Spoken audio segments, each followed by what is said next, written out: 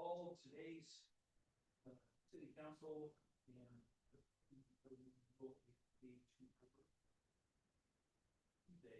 May 26th edition, with a declaration of quorum. Council President McCarthy is going to be late. I would ask everybody to please stand and standing the flag salute. I pledge allegiance to the flag of the United States of America and to the republic for which it stands, one nation, under God, indivisible, with liberty and justice for all.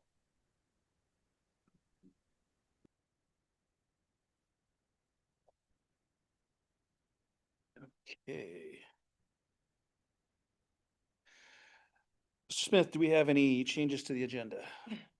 No changes. None. Okay. So right now is the time for citizen input on non-agenda items. Anyone wishing to bring anything before the council that is not on the agenda is asked to please do the following.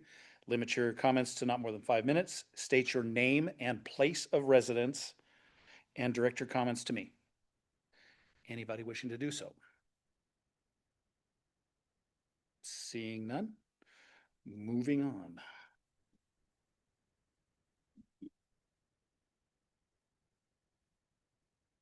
Okay, consent agenda. We have consent agenda items A through I. Do we have any council questions on consent agenda items A through I? Seeing none. Do we have any public comment on consent agenda items A through I? Seeing none. Public council comments? Seeing none. Does council wish to remove any of the items? None removed. Can I get a motion to approve consent agenda items A through I? Motion. Moved. Second. Second. Let's see, just by chance that Ms. Duran is closest and sound travels that fast, give her the motion, and second to Councilor Hayward. Robert's had it. I gave it to you. Okay. Figure I'd be nice. Okay, roll call. Yes. Yes. Yes. Yes. Yes. Yes. Yes. Motion passes unanimously. No items removed. Next up, okay, public hearings. Appeal of Planning Commission decision. Henry K's subdivision Phase 4 preliminary plat 4N 2813 TL tax lot 210 1200 Southeast Columbia Drive. Okay, got a long thing to read here, folks, so hang on. This is a quasi-judicial public hearing to consider an appeal of a planning commission decision approving a preliminary subdivision plat for Phase 4 of Henry K's subdivision located at 1200 Southeast Columbia Drive. The Planning Commission approved the preliminary plat on April 15, 2026, subject to 11 conditions of approval. The applicant has filed an appeal of one approval condition. Condition number 1 is being appealed to the City Council. The City Council is holding an on-the-record hearing to consider this appeal. The hearing will be limited to arguments and evidence based on the issues and evidence presented during the Planning Commission review, including the subdivision standards in little squiggly line 154.15 through 154.35 and 157.166 of the Hermiston Code of Ordinances. Testimony, arguments, and evidence must be based on the record and directed towards the criteria described above or to other criteria in the plan or land use regulations which apply to the decision. Failure to provide statements or evidence sufficient to afford the decision maker and the parties an opportunity to respond to that issue precludes appeal to LUBA based on that issue.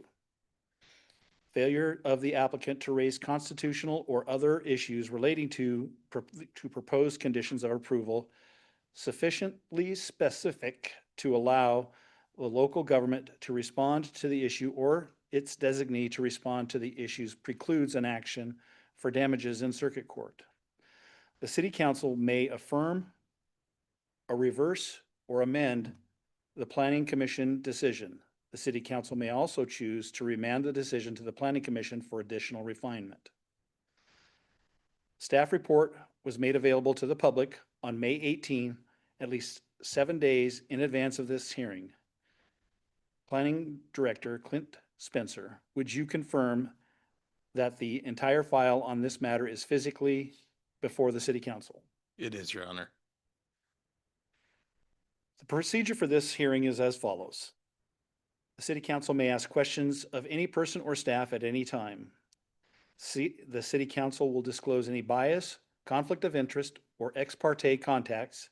Ex parte contacts are conversations about the appeal with persons other than staff before tonight's hearing. Following any such disclosure, any person may challenge a city council member's right to participate in the hearing, the substance of an ex parte contact, and the city council's jurisdiction to hear the matter. The city council will then act on any challenges before proceeding with the hearing. Second is the staff report. Third, testimony in favor of the appeal will be received from those who participated orally or in writing before the planning commission. Testimony in opposition will be received from those who participated orally or in writing before the planning commission. When you begin your testimony, please give us your name and your mailing address.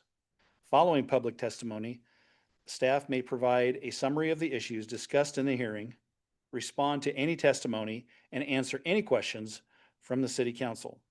The city council will then decide how to proceed on the appeal. It may close the public hearing. It may continue the public hearing on a date certain. It may leave the record open for submittal of additional written testimony only. If the city council decides to continue the public hearing or leave the record open, it will give the date, time, and place of the continued hearing or the period of time the written record will be left open. We will now proceed to the city council's disclosure of bias, conflict of interest, or ex parte contact. Council, are there any to disclose? Let the record show none were disclosed. Clint, maybe we have the staff report. Yes. Tonight, the Hermiston Irrigation District has filed an appeal of the Planning Commission's approval of the preliminary plat for Phase 4 of the Henry Kays subdivision. This property is located at 1200 Southeast Columbia Drive and is described as 4N2813, tax lot 210. The preliminary plat is the fourth phase of the existing Henry Kays subdivision, which will span the area between Southeast 10th Street and East Highland Avenue at completion. Phase 4 of the subdivision contains 35 residential lots and one 21.8 acre lot reserved for future platting in additional phases. This area is zoned medium density residential, or R2. The Planning Commission approved the preliminary plat on April 15th, 2026. Their approval of the preliminary plat was subject to 11 conditions of approval, and a sheet with those conditions was included in your packet. The appellant has appealed condition of approval number 1 as imposed by the Planning Commission. That condition states, applicant shall receive certification pursuant to ORS 92090 subsection 7 from the Stanfield Irrigation District prior to final plat approval. Applicant should be aware that the City of Hermiston will not sign the final plat until the Irrigation District has been satisfied and signs the final plat. The draft condition of approval presented to the Planning Commission in the staff report specified that the applicant shall receive her certification from the Hermiston Irrigation District. At the April 15th Planning Commission meeting, the applicant's representative presented evidence that the land is not within the boundary of the Hermiston Irrigation District, but rather is within the Stanfield Irrigation District. Evidence entered into the record by the applicant was provided from Umatilla County GIS data. In the absence of evidence demonstrating that the property is located within the boundary of the Hermiston Irrigation District, the Planning Commission amended the condition to reflect evidence in the record. Notice of appeal that was presented to you by the Hermiston Irrigation District includes new evidence regarding the HID boundary and the service area that was not presented to the Planning Commission on April 15th. Although that information is included in your notice of appeal, it is the staff finding that it represents new evidence which is not admissible in an on-the-record hearing. And since the mailing of the council packet on Thursday of last week, 3 additional documents have been submitted by legal representatives, both for the applicant and the appellant. You have received a copy of the transcript from the April 15th Planning Commission meeting that was prepared by the applicant's representatives. Letter from the appellant's attorneys requesting that the finding be for a remand to the Planning Commission to further develop the evidentiary record, and a letter from the applicant's attorney recommending that the remand be rejected and the planning and the City Council continue with the recommendation to uphold the Planning Commission decision. You have been distributed digitally all of those letters, and the final letter I mentioned that came in later today, you also have a paper copy in front of you. So after hearing the evidence and arguments that will be presented tonight, again, this is on the record, so it's limited to participants or the representatives from the April 15th Planning Commission meeting only. And then it's on the record, so only evidence that was in front of the Planning Commission is admissible. After we have completed the hearing, the City Council may choose to remand the preliminary plat to the Planning Commission for additional development of the record, uphold the Planning Commission's decision, or amend the condition of approval that is under appeal. Okay.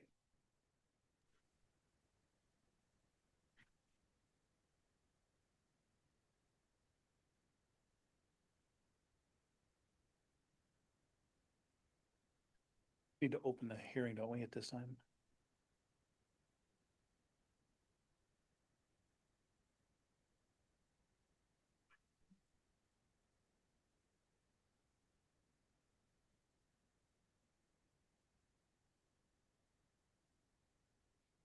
Okay, this hearing is open. That's all right. Make sure that that's at least on the record. We're a little bit behind on that.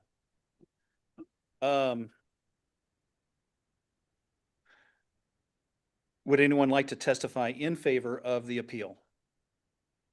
Good evening, counselors and everyone. I'm Marika Sitz. I'm an attorney at Jordan Ramus, and I'm here to testify on behalf of Hermiston Irrigation District in favor of the appeal. And I'm ready to go ahead whenever you are.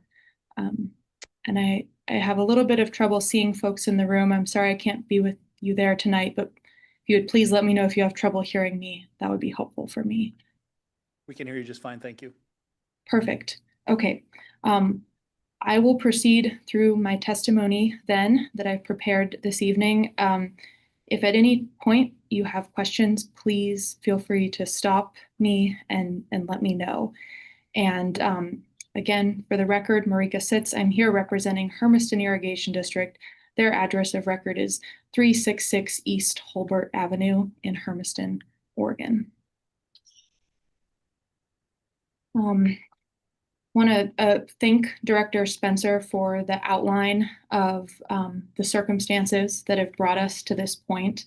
And as he mentioned, Hermiston Irrigation District appealed the April 15th decision of the Planning Commission pursuant to 157-231A of the Hermiston City Code. And for the reasons that I will discuss this evening, the evidence that the Planning Commission relied upon when it was making its April 15th decision, specifically its decision about Condition 1 of the Conditions of Approval, is legally deficient and lacks substantial evidence as required under state statute, that's ORS 197-835-9AC. In light of these circumstances, the district is respectfully requesting that the council remand the decision pursuant to 157-231C4 of the Hermiston City Code to allow the Planning Commission to accept and review additional evidence on the record related to Hermiston Irrigation District's boundaries. I think, as most of you know, Hermiston Irrigation District is a public quasi-municipal entity, and it's charged with protecting water supply and water system on behalf of its district patrons. It is also contractually obligated, to protect federal infrastructure owned by the U.S. Bureau of Reclamation. So as particularly relevant here, the district operates and maintains the A-Line Canal pursuant to a contract with the Bureau of Reclamation, and it's obligated to protect the canal from damage and ensure the canal remains operational. The northern boundary of the proposed Henry Cay's Phase 4 subdivision property that's at issue here is located less than 100 feet from the A-Line Canal, and the property receives water deliveries from the district under Hermiston Irrigation District water rights. So given the proximity to the canal infrastructure, and for the reasons I've just discussed, the district has been actively monitoring the location of this proposed subdivision throughout the process. And I want to talk a bit about how we have ended up in this position and why we are before you tonight requesting that you remand the Planning Commission's decision. As Director Spencer noted, I'll cover a bit of the same ground, but I want to make sure a few points are clear for the council. So on April 6th, the City of Hermiston mailed the Notice of Limited Land Use Decision to Hermiston Irrigation District. As Director Spencer noted, per the agenda packet that was posted ahead of the Planning Commission meeting, at that time, the Planning Department for the City of Hermiston was proposing to list Hermiston Irrigation District as the district that would certify the plat as required under state statute as condition 1. So the district did not take issue with this proposed language, with this proposed condition, because it considers the property at issue here to be within district boundaries. The district did submit information regarding natural drainage conditions on the property for the purpose of ensuring both the Planning Commission and the applicant, the developer, were aware of the unique conditions on the property. And I'll just note that since the beginning of this process, the district's goal has been to proactively identify as early as possible potential issues that may arise as this property is developed. The purpose of this is to head off these issues and start conversations as early as possible so the development process can move forward in an efficient manner with all information available to all parties as early as possible. I think, plainly put, as of the writing of the district's comments that it submitted to the Planning Commission on April 15th, the district was not aware that the applicant had submitted a document to the Planning Commission to support the applicant's assertion that this Phase 4 property at issue is within the Stanfield Irrigation District boundaries, not the Hermiston Irrigation District boundaries. As such, the district did not submit any information related to its district boundaries to the Planning Commission for review.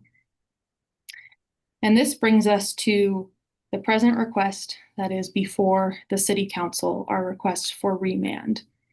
As noted earlier, the district is requesting this remand under 157-231C4 of the Hermiston City Code. We believe that this is an issue. It's important to get it right and get it right as early as possible. As it stands now, the evidentiary record the Planning Commission relied upon to make its decision is deficient and must be supplemented. The decision suffers from a lack of substantial evidence, as I noted earlier. So in other words, the record does not contain enough reliable evidence to support the decision that the Planning Commission made. The Planning Commission ultimately had one document submitted by the applicant that it could rely upon to determine the Phase 4 whether the Phase 4 subdivision property that's at issue here is within the Stanfield Irrigation District boundaries, not the Hermiston Irrigation District boundaries. And that was a screenshot from Umatilla County's online GIS mapping application. So this screenshot, as we explained in the letter we submitted last Friday, which I believe all the counselors have a copy of, the screenshot had been cropped such that it omitted important legal disclaimer about the use of the map the use of the GIS application for boundary determinations. And due to the omission of this disclaimer, the Planning Commission relied on a legally deficient document when it made its decision about the district boundaries. I also want to note that you'll see this references to this throughout the documents you have in front of you. The applicant did refer to a title report in its response to Hermiston Irrigation District's initial letter to the Planning Commission on April 15th. And per the applicant, the title report shows that the Phase 4 subdivision property is within the Stanfield Irrigation District boundaries. However, neither the title report nor the documents cited in the title report, so the exceptions or encumbrances of record, were actually before the Planning Commission for review. The Planning Commission could not review and rely on these documents on April 15th. It could only rely upon the applicant's representations of the implications of this particular title report. And I think this is most concerning in light of the letter that the applicant submitted in response to Hermiston Irrigation District's notice of appeal. So in that letter, the applicant provided a screenshot from the title report that shows at one point in time, Stanfield Irrigation District owned the property that's at issue here. It sold the property and made some sort of undefined reservation on the property. I want to be very clear that an irrigation district owning property or reserving rights on a property does not mean that that property is within district boundaries. And to the extent the applicant relied upon this interpretation when it made its representations to the Planning Commission, that is not legally supportable assertion. And then as a final point, and this will go back to Director Spencer's note about the documents that we included in our appeal. Those 5 documents we identified in our appeal are not on the record in this proceeding. However, we feel that the evidentiary record the Planning Commission relied upon when it made its decision is incomplete. The documents we have highlighted go directly to the question at issue here, and the Commission should have the opportunity to review them. So for these reasons that I've just walked through, the district is here tonight to request the City Council remand the Planning Commission's decision to allow for this additional evidence, including the disclaimer that we flagged earlier, to be included on the record to ensure that the legal basis for the Planning Commission's decision is sound, and to give the district an opportunity to add these critical pieces of information to the record. And then as I wrap up my comments here, I just want to note that the district understands that by remanding this decision, it may delay the process by a few weeks. And I will just return to a point I made earlier, that this question about the boundary that's at the heart of the district's appeal is incredibly important, and it's important that we get it right as early as possible. And throughout this process, including the process of filing this appeal, the district has been motivated to adhere to its statutory and its contractual obligation. That's not motivated by profit. It's not motivated by anything other than what it is obligated to do, as I've described here. It's a co-jurisdictional unit of local government. Its goal is to work with the city and ultimately assist the city in making the best decision possible. We believe it's imperative that the evidentiary record be supplemented as appropriate to remedy the deficiencies, and ultimately a delay of a few weeks to go to remand this decision to get it right will be far less time and resource intensive than a LUBA proceeding. So for these reasons, and in conclusion, once again, respectfully request that the City Council remand the April 15th decision back to the Planning Commission. And I sincerely appreciate the time all of you have taken. And if you have any questions, I'd be happy to answer them. Council questions? Council Broom?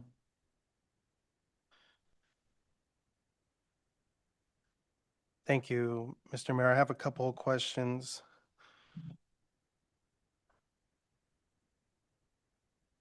My question is, I understand what the appellant is saying about using one map, but one of my questions, I have a couple, is why didn't the appellant provide a map at the time of a hearing? And especially when this has been broken into multiple phases, and so this is phase 4.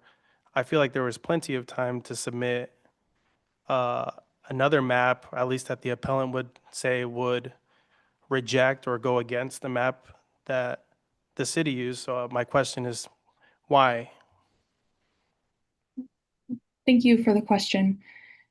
In the earlier phases, Hermiston Irrigation District has been the district that is listed as certifying the plat under the conditions of approval.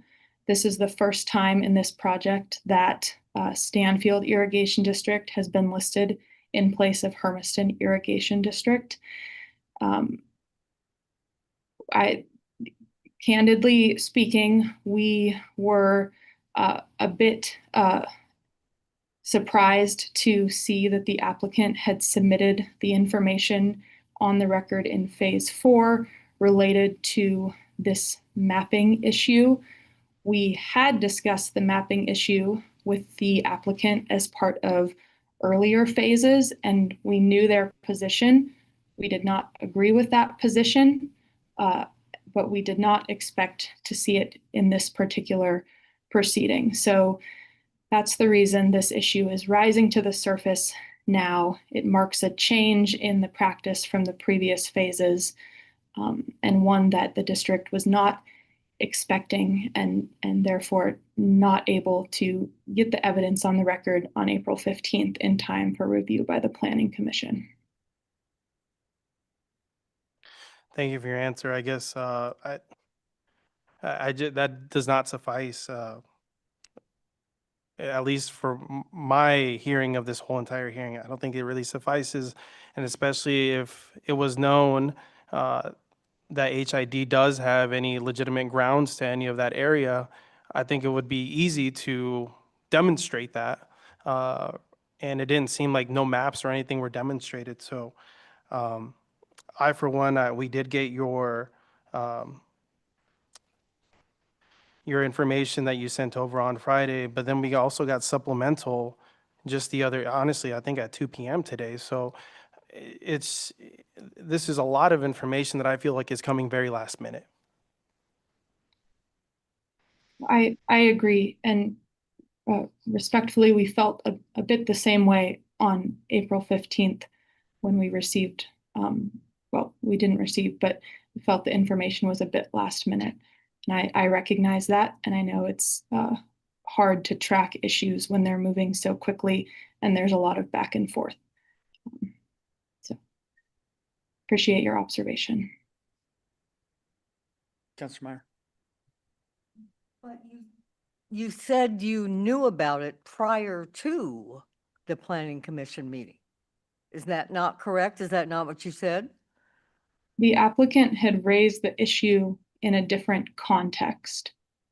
That's correct. But you said you knew about the issue, correct?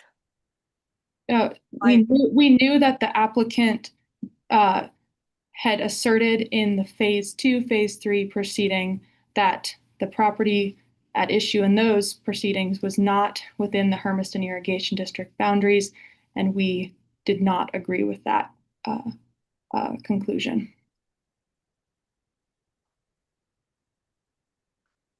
Got it. Councilor Linton? Thank you. I understand when you're in a proceeding how information can be given at the last minute and you don't have time to really, within the time frame, go through everything, because you definitely, when it's a legal matter, want to go through everything. However, looking at the documents here, I was not quite understanding if you're saying that the area belongs to Stanfield or does it belong to Hermiston? Was that resolved? I would like to know, was that resolved? Or who it belongs to?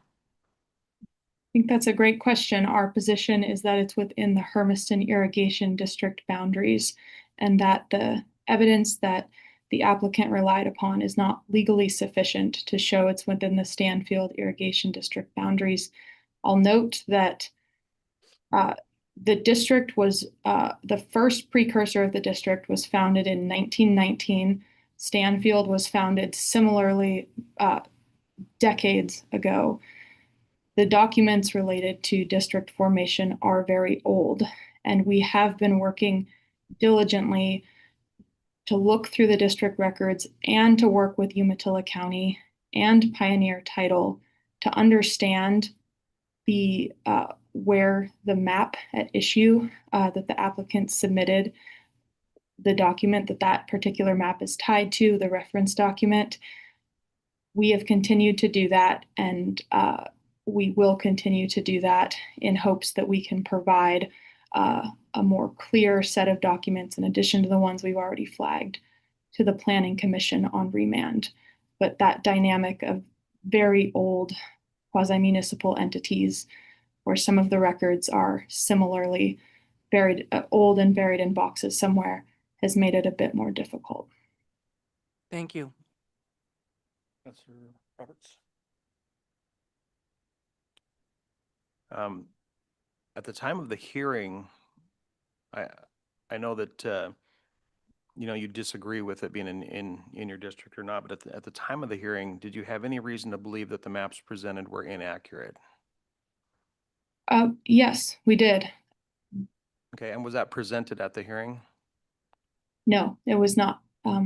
We did not know that this issue would be before the commission on the hearing. And then my other question is, at the time of the hearing, are you aware of any, I guess, errors committed by the Planning Commission in making their decision? Anything that's, you know, by law they did wrong, I guess is what my question. Our concern is that given the lack of a legal disclaimer on that map that it should not be used for boundary determination purposes, that the evidence they relied on doesn't meet the substantial evidence standard required under Oregon land use law. Other questions? Councilor Castle? Thank you. It sounds like, though, from the answer that you gave Councilor Clinton, that you don't currently have incontrovertible proof of the fact that HID does have, that land does lie within their jurisdiction. Is that correct? I couldn't quite hear the first part of your question, but I think you're asking about proof that this land is within the Hermiston Irrigation District boundaries. Is that correct? Yes, my understanding was that you're still working on generating that proof or finding the proof in the ancient archives of the irrigation district. Is that correct? We're still looking on at finding historical documents. This property has been considered to be by Hermiston Irrigation District within district boundaries. It's been assessed by the district since at least before 1988. Okay, so if we were to remand this back to the commission, how much longer would you need to have to produce incontrovertible evidence that that land lies within your district? We have the documents I flagged in the notice of appeal. I know that the district is working feverishly with Umatilla County, and I've also just gotten information from Pioneer Title. So I don't anticipate that we would be asking for or needing copious amounts of time to get the records that we locate and identify on the record if this were to be remanded as we're requesting. Okay, thank you. Others? Councilor Roberts? I just want to clarify, you'd mentioned to Councilor Carroll, so that the district this land has been assessed by the district in the past. What do you mean by the word assessed? Are we talking taxation, or are we just talking about we assess it as it belongs to us? Can you define that for me? Sure. So Hermiston Irrigation District, like most irrigation districts in the state, has what's called an alternative mechanism of assessment, and it's sort of a fee for water service model. So under that alternative method, the district has been assessing this particular land using the same rates, the same approach as it does for all other district lands. So my understanding is a district can provide service to areas outside of their service boundaries. If that were the case here, is that where the fee would come in? Is even though you're not in our district, we're supplying you water and therefore we're going to charge you for it. Is that kind of what I'm hearing? If there were a situation like that, the district would likely have some sort of arrangement to deliver out of boundary service. Again, this land has been treated, and the standard applied to it is the same assessment, a standard, and approach as the other district lands. Okay. And just finally to clarify, a district can provide service to something that's outside of their service area. So it wouldn't be out of the realm of possibility that this isn't Stanfield's district and Hermiston Irrigation District has been supplying water. Would that be an accurate statement? There are limitations. Generally speaking, a district that is a statutory power, the district can deliver to out of boundary lands.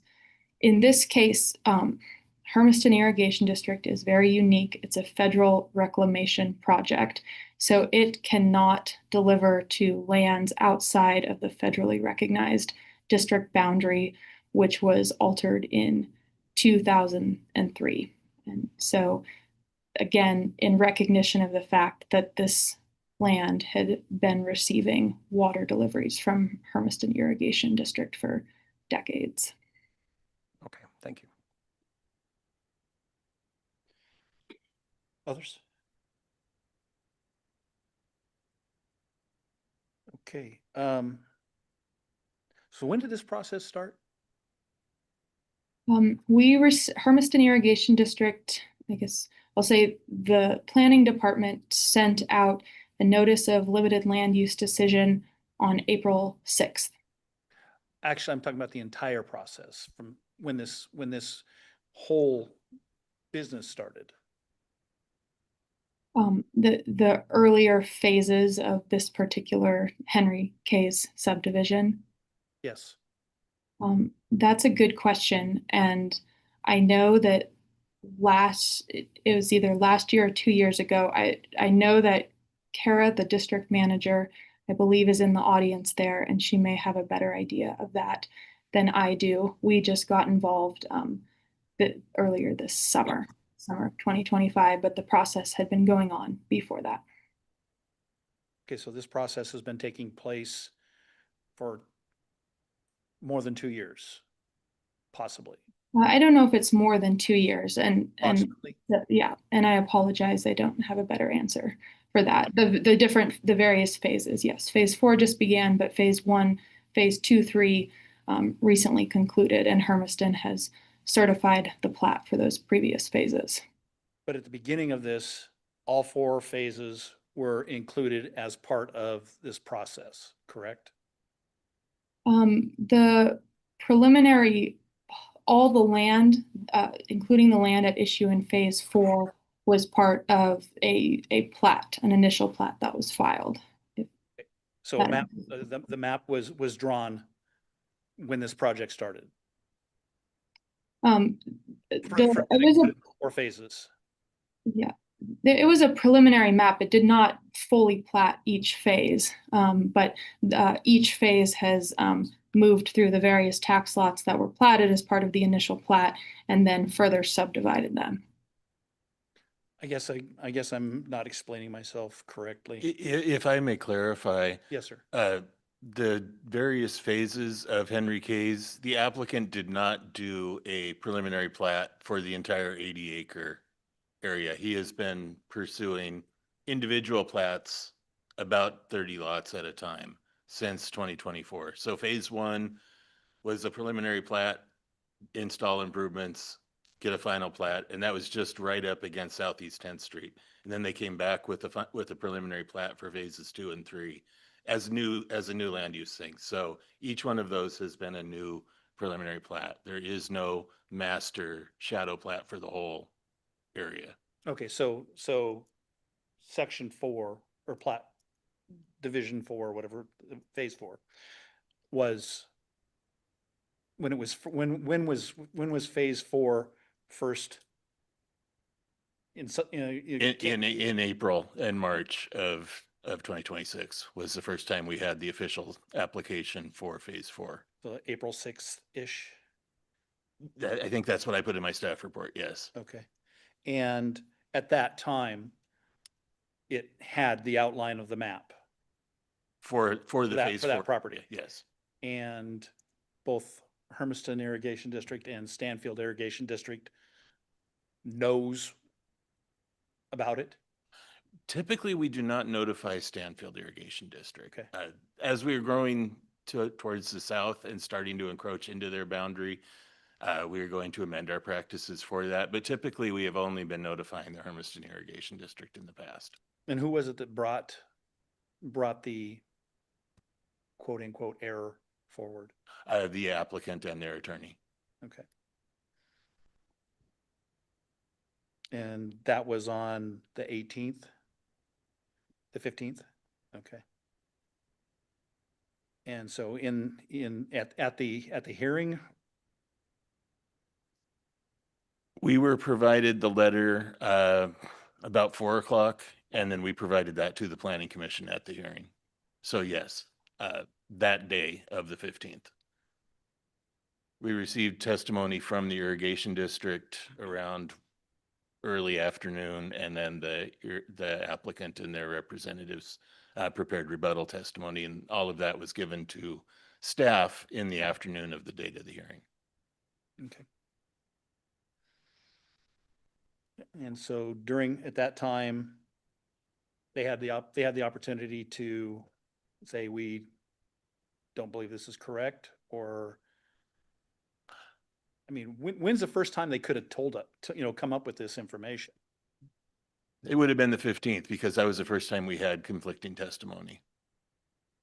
Okay, And at that time, they did not request a copy of the staff report or anything. So we were not providing that information.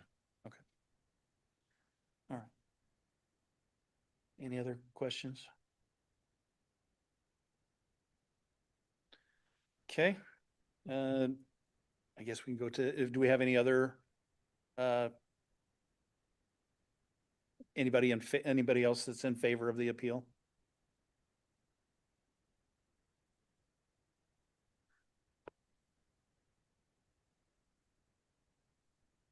Hi, I'm Kara Van Vossen. I'm the district manager of Hermiston Irrigation District. So I just want to say, I know I'm not sure what I'm allowed to present, but so as far as this property, it has been in our federal recognized boundary since 2003. We deliver water to it during our irrigation season. We assess it annually. They pay their assessment. We've actually been transferring water off of it as it's been developed. It sits between two of our federal canals, our A line on the north and our feed canal on the south. So we are just trying to make sure that our facilities are taken care of and that nothing gets encroached and that people are protected. Nobody wants a broken canal. You've seen the damage that it can cause. We just want to make sure it's protected. We want to make sure nothing gets in there and nothing gets out.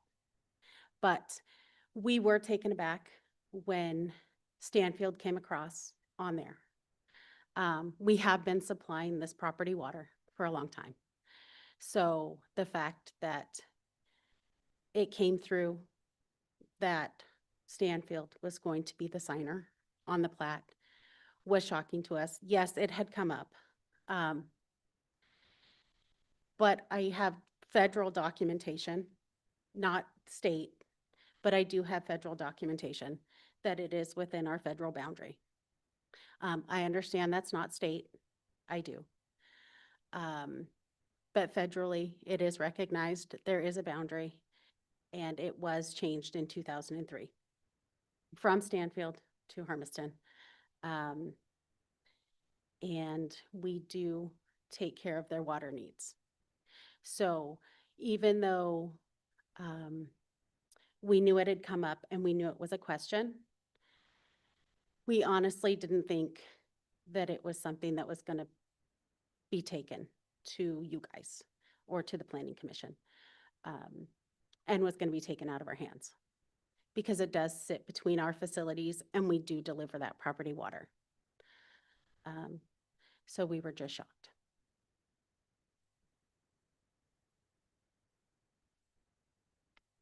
Questions? Okay, but you say you knew then. When did you know? Mr. Brandt had emailed me and asked me, and I sent him the documentation for the federal boundary adjustment, and let him know that it had been done. So he had the documentation for that. I don't have my information on when I sent him. I would say probably a month or maybe 2 before that. But I do have the federal contract that shows that the boundary adjustment had been made, and I did send it to him. He has that information.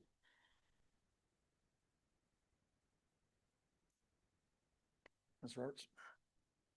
Does Hermiston Irrigation District have a map of their boundaries? Yes, we do. Okay. And, A federal map, yes. okay. But not a state map? No. Okay.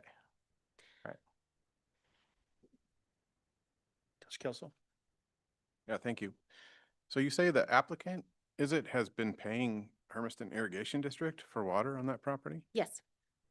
Have you had any discussion with Stanfield Irrigation District about this property? Yes. So the boundary adjustment that I'm talking about, the federal boundary adjustment, that was a land swap. So in 2003, property was taken out of their district and brought into ours. Did the applicant ever go to Stanfield Irrigation District and ask, why am I not paying you instead of paying Hermiston Irrigation District? I am not sure. I am not sure. Actually, I worked there part-time up until recently, but I only worked there part-time, so I can't tell you if he talked to the district manager or not. But I know that Stanfield cannot deliver him water. They do not have facilities that will reach his property. And Kara, I'm sorry to jump back in here. The water rights that are pertinent to this land are held by Hermiston Irrigation District. So again, Stanfield doesn't have water rights on this property. They do not. We've never been able to find when they have, as part of our review, and we submitted that evidence on the record as well. But it would be impossible for Stanfield to deliver water to this property as it stands today. Yeah, I've never found, because like I said, I worked in Stanfield. I've never found certificated water rights for that property. I've only found certificated water rights for Hermiston. Okay, thank you very much. You're welcome. So were any of these questions brought up during the original hearing? I did not attend the original hearing. You know, as it relates to the water rights or the delivery of the water to that area, were any of these brought up during that original hearing? We're being asked to make our decision based on what was presented at the original hearing. So I will jump in here. No, this was not discussed during the Planning Commission's discussion based on the testimony or the transcript I reviewed today.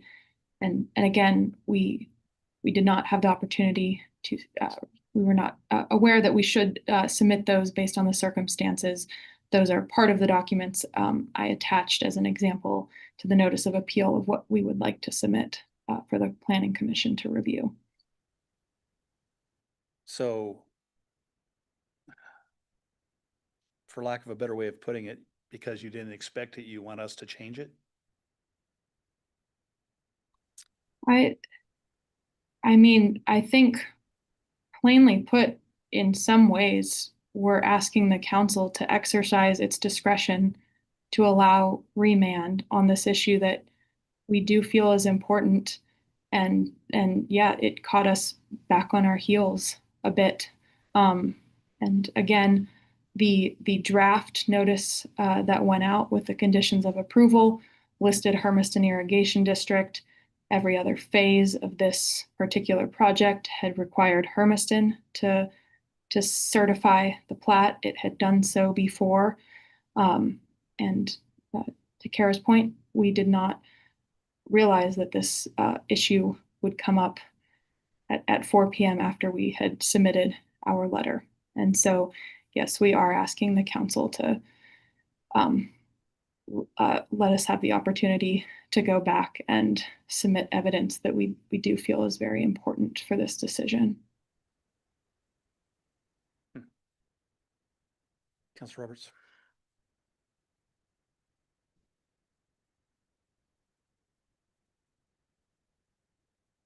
No, never mind. Change? Okay. Others, Councilor Hayward? When you guys did when they did the land swap in 2003, when they've been notified then, when they did the land swap? Who would have been notified? When you were talking about the land swap in 2003, wouldn't Stanfield Irrigation been notified then? Yeah, oh, absolutely.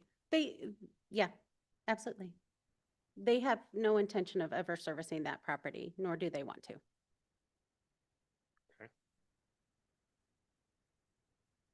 Councilor Broom? Oh, hold on one second, Councilor Broom. Just for the record, Council President McCarthy has joined this proceeding. And I do need to ask Councilor McCarthy, do you have any ex parte context, bias, or conflict of interest? I do not. Okay. Councilor Broom? My question is one that Councilor Roberts asked earlier, which is why does Hermiston Irrigation District not have any state maps? It was like Marika said, the state maps are very old. The map for the original formation is very old. And so, to be honest with the people at the state, a lot of the older generation has retired. And so there's a lot of new people there. And so I've been working with them to try to find the historical documentation. It's not as easy as it would have been if the other people I worked with were still there. And so we are working through that. Understood. Institutional knowledge is great, and it's harder when they're not there anymore. I 100% agree. I just think it's difficult to retroactively go back, and I mean, Bless you. I sure wish that they would have done that. But because people didn't do their homework or didn't do that, that puts everything in a tough, that puts you guys in a tough situation. Yes, it does. And so, I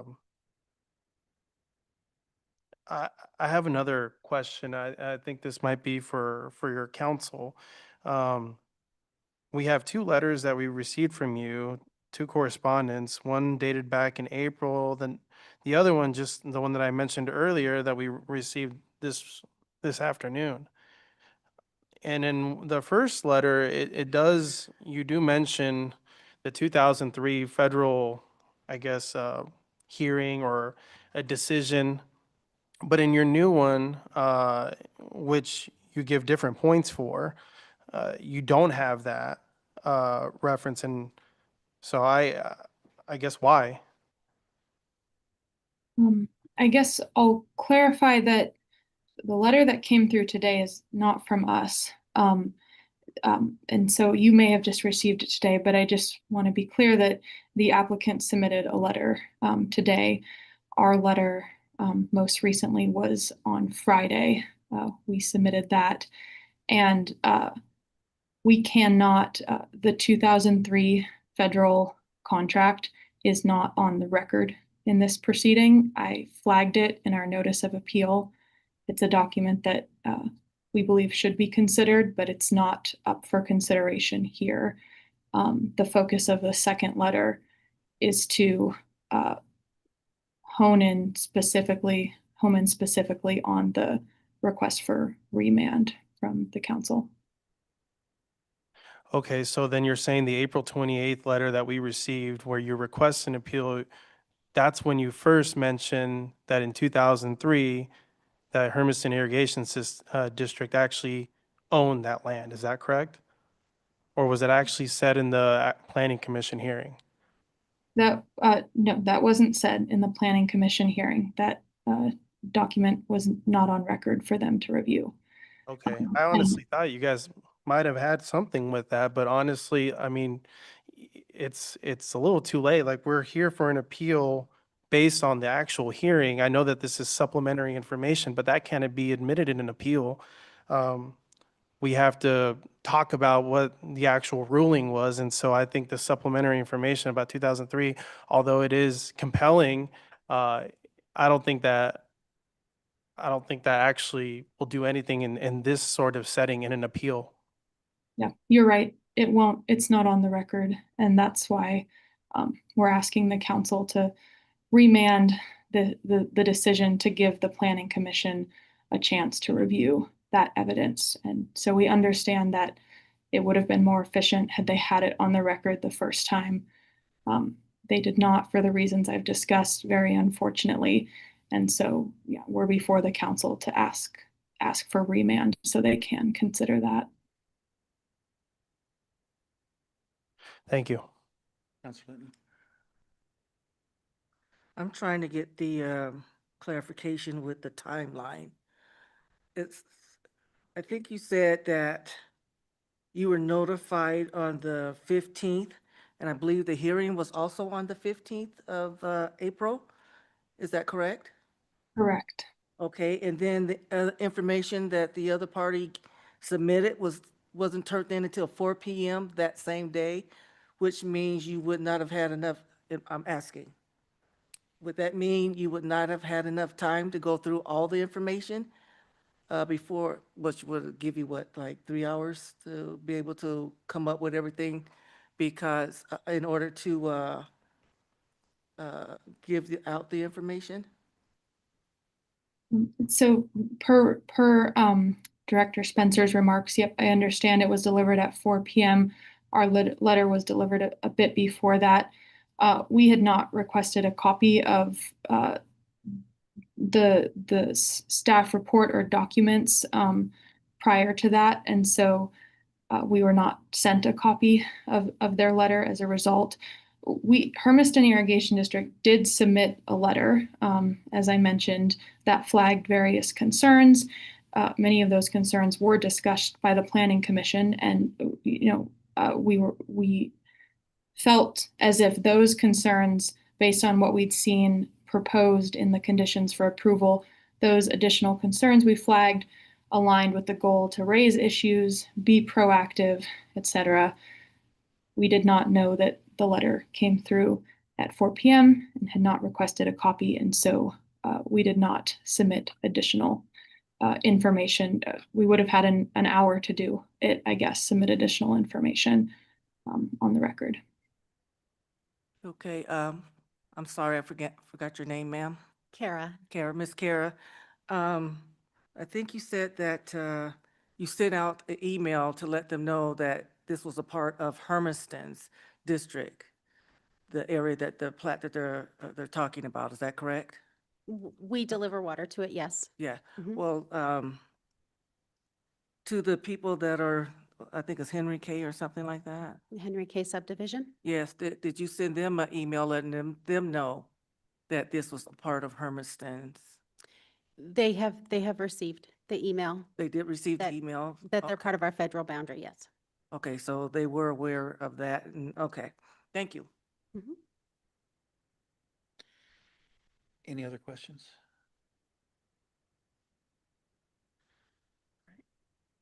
Thank you Thank you, ma'am. very much.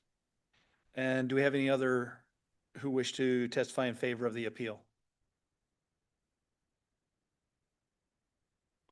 Seeing none. Would anybody like to testify in opposition of the appeal? Please step forward.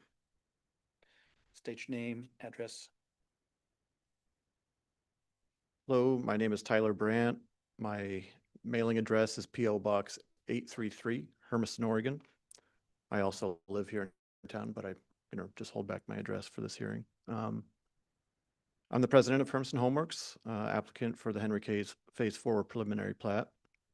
My attorney, Wendy Kellington, has submitted 2 detailed legal briefs that address each of HID's arguments under the applicable statutes and code provisions. Her May 19 response to the appeal and her May 26 response to HID's remand request, which was submitted to the city this afternoon.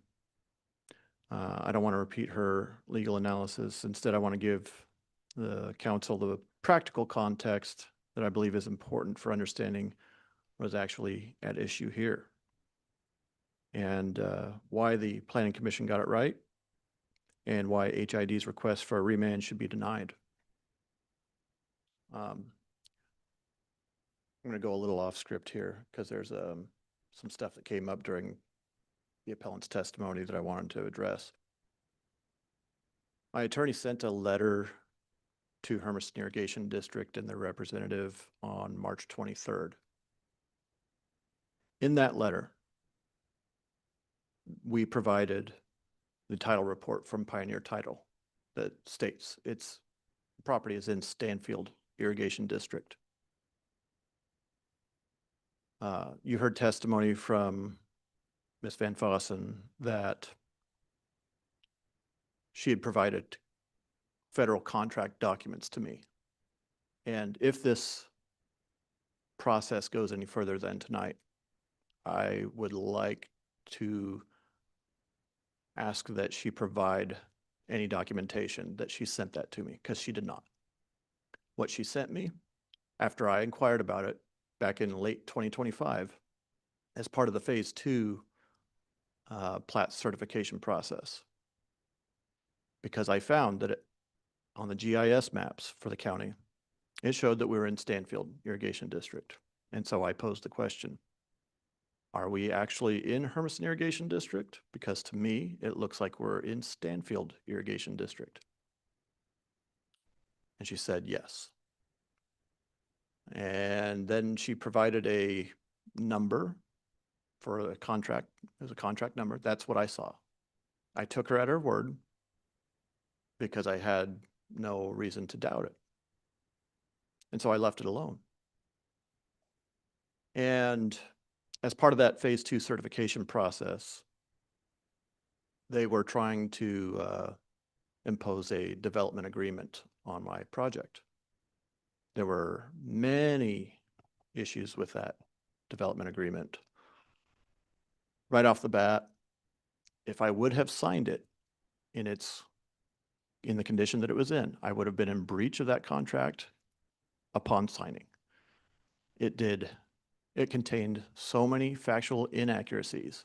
It tried to encumber parcels that were not proposed for development. It required me to sign a fencing agreement, which they did not furnish me a copy of. I couldn't review the contract that they were going to require me to sign without seeing it. They would not tell me where that fence would be built or what triggering action would have to happen for that to become relevant. They wanted me to sign a cost reimbursement agreement that had very vague parameters as to how it would be used. It essentially had me open up my checkbook to them without any idea of how that money would be spent. They were trying to extract things from me and my project that they had no business extracting.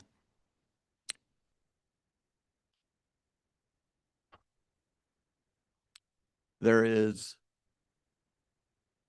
are some U.S. Supreme Court cases that have dealt with this. And in fact, there's a landmark case out of Tigard, Oregon that dealt with this. And essentially what the argument came down to was that any kind of request from a developer has to be proportionate to the impact that that developer is having on that governmental entity or quasi-governmental entity's infrastructure or, they never presented me with any kind of an analysis of how any of this tied together, how any of it made sense. I hired Ms. Kellington here to represent me after I had banged my head against the wall long enough. I tried addressing their board on 2 occasions. The first time they just weren't letting me see the development agreement until they had voted to pass it. So I had to wait. I started inquiring about it in September. It was November when I finally got to see this thing. It was ready in October. I didn't get to see it until November.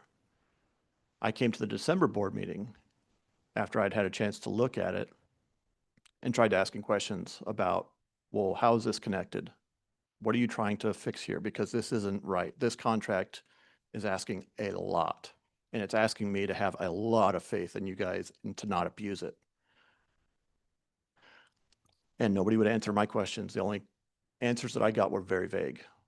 Well, we're just trying to protect our, okay, how? What are you afraid we're going to do?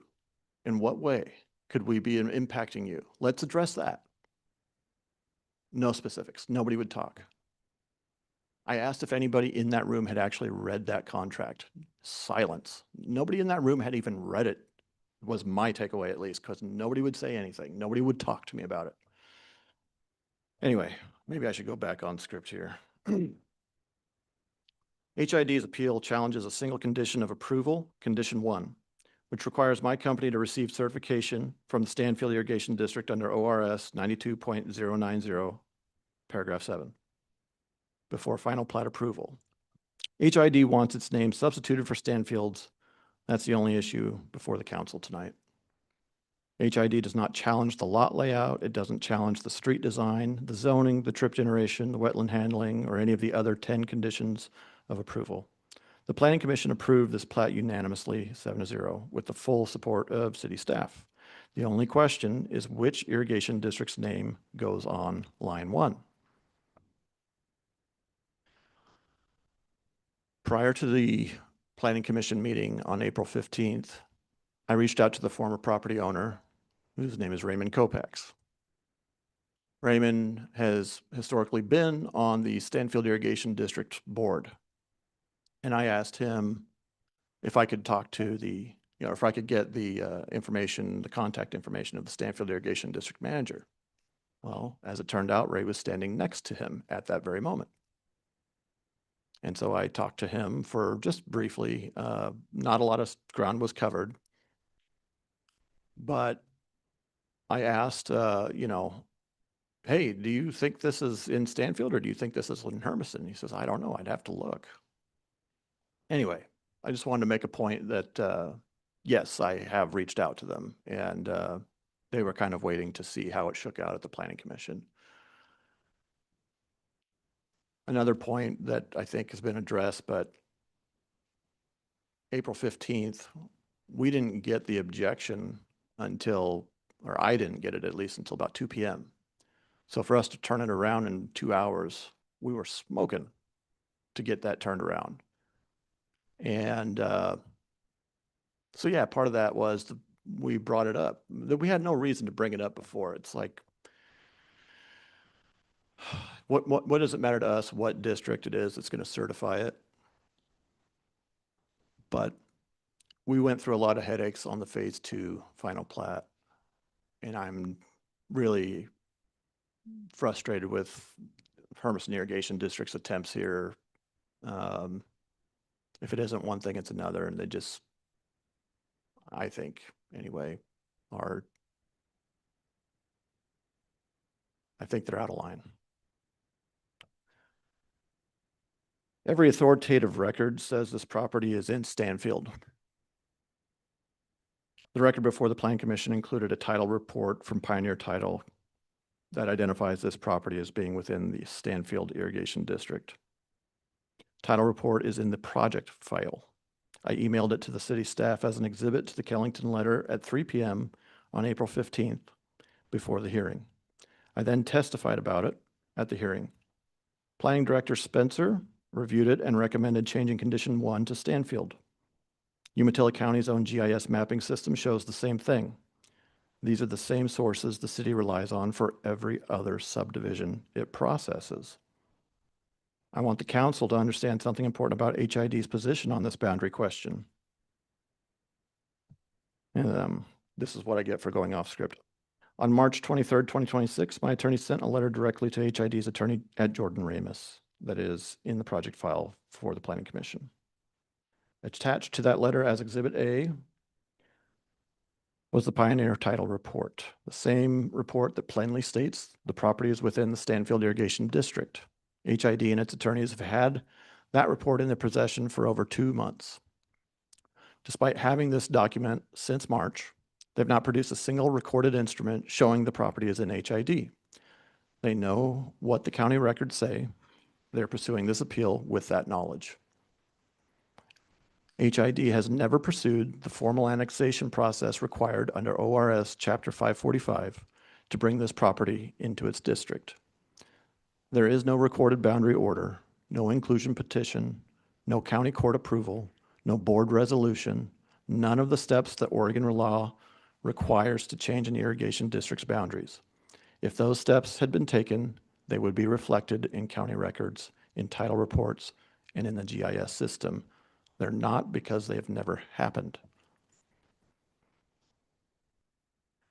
HID has delivered water to the property under a contract with the Bureau of Reclamation, but Oregon law expressly permits that. ORS 545.271 allows an irrigation district to furnish water to lands outside its boundaries for compensation. Water delivery does not equal district membership. Those are two different things under Oregon law, and the Planning Commission understood that distinction. Stormwater objection had no merit in the first place. HID's other argument, their objection on April 15th, is that the preliminary plat should have included a stormwater management plan. The Planning Commission addressed this directly. Section 154.35 of the Hermiston Code requires certain information on a preliminary plat, including facilities for stormwater drainage. But that same section gives the Planning Commission the express authority to waive that requirement. The Commission exercised that authority, as it does routinely for every subdivision in this city, and required the stormwater design to be submitted during civil engineering review, where it belongs. This is the same process used for phases 1, 2, and 3 of the subdivision.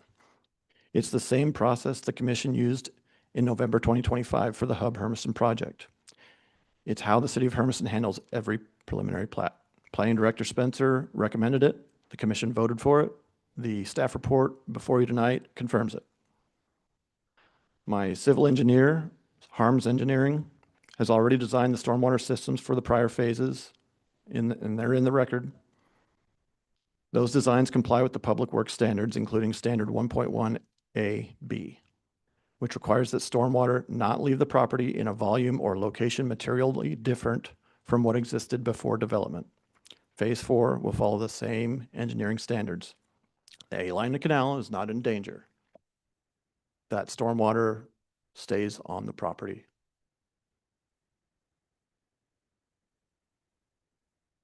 On May 22nd, HID's attorney submitted a letter asking this council to remand the decision back to the Planning Commission for additional fact-finding.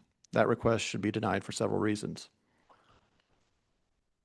A little context here is that myself and my attorney did not receive that letter until today. So the fact that we delivered a response later this afternoon is because we didn't receive that letter until today. HID is asking for a do-over it doesn't deserve. HID chose not to appear at the April 15 Planning Commission hearing. It filed a 2-page letter about stormwater a few hours before the meeting and went home. It did not raise the boundary question. It did not present water rights certificates, Bureau of Reclamation contract excerpts, or HB 3111 maps. It had every opportunity to present its case and chose not to. A remand rewards that tactical decision at my expense. Second, HID had months to find evidence of a formal boundary change and can't produce one. It's been months.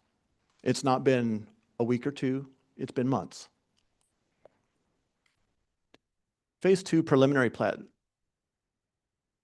I don't know, I can't say, I'm not in the mind of HID's council as to why they decided they didn't need a development agreement with Hermiston Homeworks anymore, but I'll bet it's because they can't find evidence that that property is in Hermiston Irrigation District. I didn't sign a development agreement at all. There was none. They were asking for the moon. They got a copy of my Phase 2 engineer drawings. That's what their council agreed to. I don't think they're going to produce any evidence that this property is in Hermiston Irrigation District.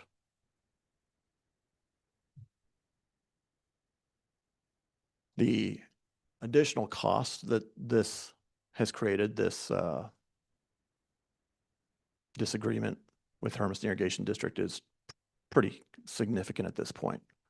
The Irrigation District is continuing to pursue stuff that it has no basis in pursuing. They're spending their patrons' money on a ludicrous course of action. And they're also forcing me to spend money on an attorney to represent me on stuff that they should know better. They should know better than this. A remand threatens the statutory deadline. Under ORS 227.178, paragraph 1A, the city must render a final decision on all the land use actions within 120 days of the date that the application was deemed complete. The staff report before you tonight confirms this deadline is approaching. A remand that sends us back to the Planning Commission for additional proceedings puts the city at risk of exceeding that deadline. Fourth, HID's specific objections to the record do not justify reopening it. HID argues that the Umatilla County GIS screenshot I presented had its disclaimer cropped out. Go online, look at it for yourself. It's for taxation and assessment. If it's for taxation and assessment, you think it should be correct? I do.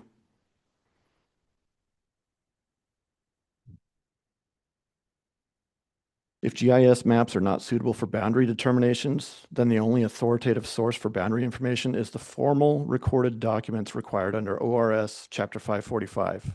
And those documents, or rather the complete absence of them, confirm that this property has never been annexed into HID.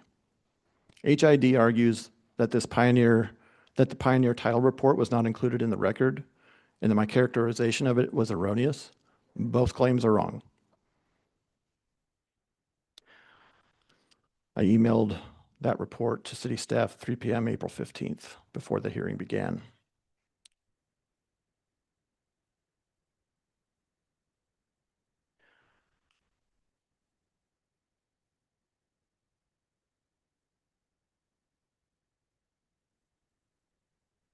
HID's attorney is not guessing about what the title report says. She has a copy since March 23rd, when my attorney sent it to her as Exhibit A to the Kellington letter. Even setting that aside, HID's own May 22nd letter does not claim to have any recorded boundary document showing this property is in HID. They're asking to reopen the record, not because they have evidence that proves their case, but because they hope to find some. HID argues that Stanfield Irrigation District's historic ownership of the property doesn't mean the property is within SID's boundaries.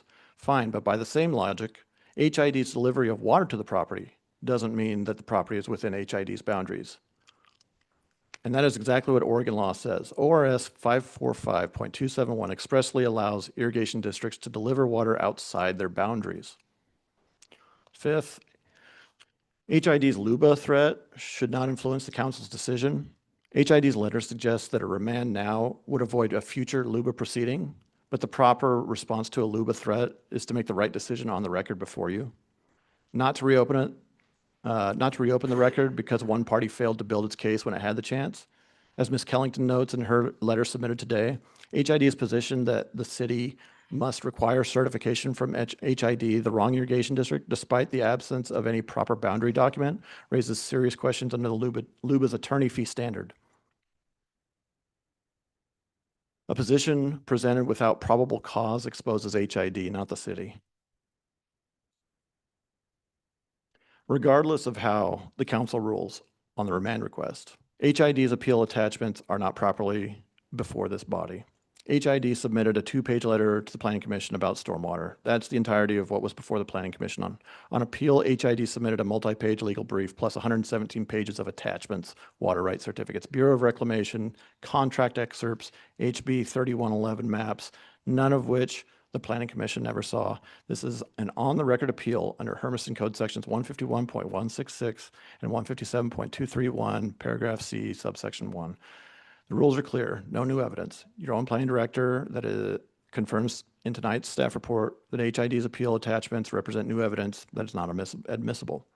HID's attachments C through G should be stricken, and any arguments that rely on those documents should be disregarded. I testified before the Planning Commission in April about the history between my company and HID. The key facts are in the record, and I'll be brief.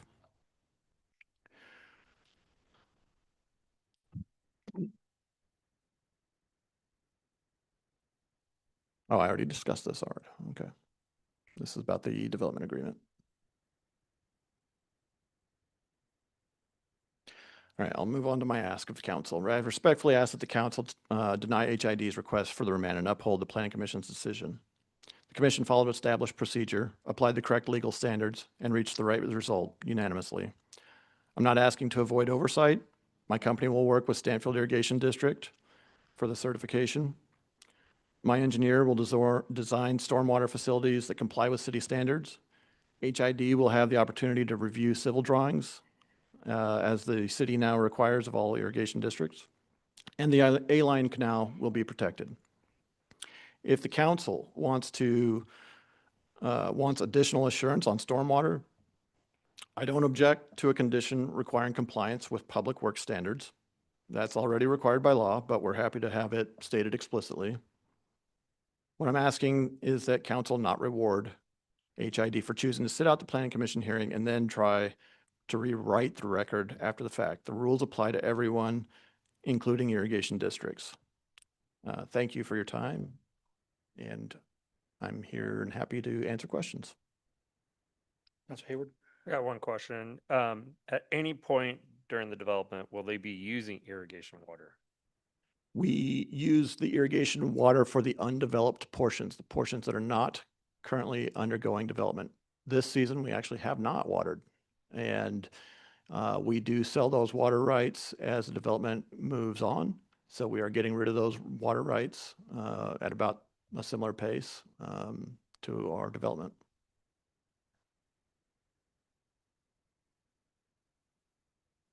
Councilor Roberts? My only question is, how did this all come about? Because I know it sounds like phase 1 through 3 was signed by HID or certified by HID. And then all of a sudden it's like, oh wait, it's Stanfield Irrigation District. So how did we come to discover this and not discover it sooner? Some of this is going to be speculation on my part because I can't tell you what HID's position on this would be. In April of 2025, under the management of Annette Kirkpatrick, I believe it was April 7th of 2025, I got a phone call. There's flooding in the state office parking lot neighboring the property. And she wants me to come down there and take a look. So I go down there and I take a look. I see the flooding in the parking lot and I'm like, what's happening? What? And so I walk up to the southwest corner of the development parcel. And I see there's a weir box there that is overflowing. That water that's overflowing is following the topography of the land, and it is going down into the state office parking lot. When I trace further back than the weir box, I find that there is a stream running along the south end, or sorry, the south side of the railroad tracks. The railroad tracks are just south of the development parcel. The feed canal is further south than that. The feed canal has seepage. That seepage reached to the railroad tracks, got into that bootleg trench on the south side of the railroad tracks. It follows those railroad tracks until it hits a bootleg culvert that goes under the railroad tracks and points it right at my weir box on my property. Come to find out, there was a drain pipe that was hit during the phase 1 construction. At the time, it was dry. We did not know what it was. There was no recorded easement. There's no record of it anywhere. So my contractor asked me, what is this? I say, I don't know. So I say, is there anything coming out of it? He says, no, it's dry. I don't know. He says, do you want me to just cap it and move on? I said, okay, sure. We don't know what it is. It's an old pipe. And just to clarify, that was in April of 25? The water at the parking lot was. Okay. The drain line would have been hit in late 24. And what phase are we in 24 and 25 of the development? Are we in phase 2, phase 3? That would be phase 1. Phase 1, okay. Yes. So in phase 1, which irrigation district signed that plat in March. And this is important to remember. They signed that phase 1 plat in March of 25. Then in April, that flooding shows up.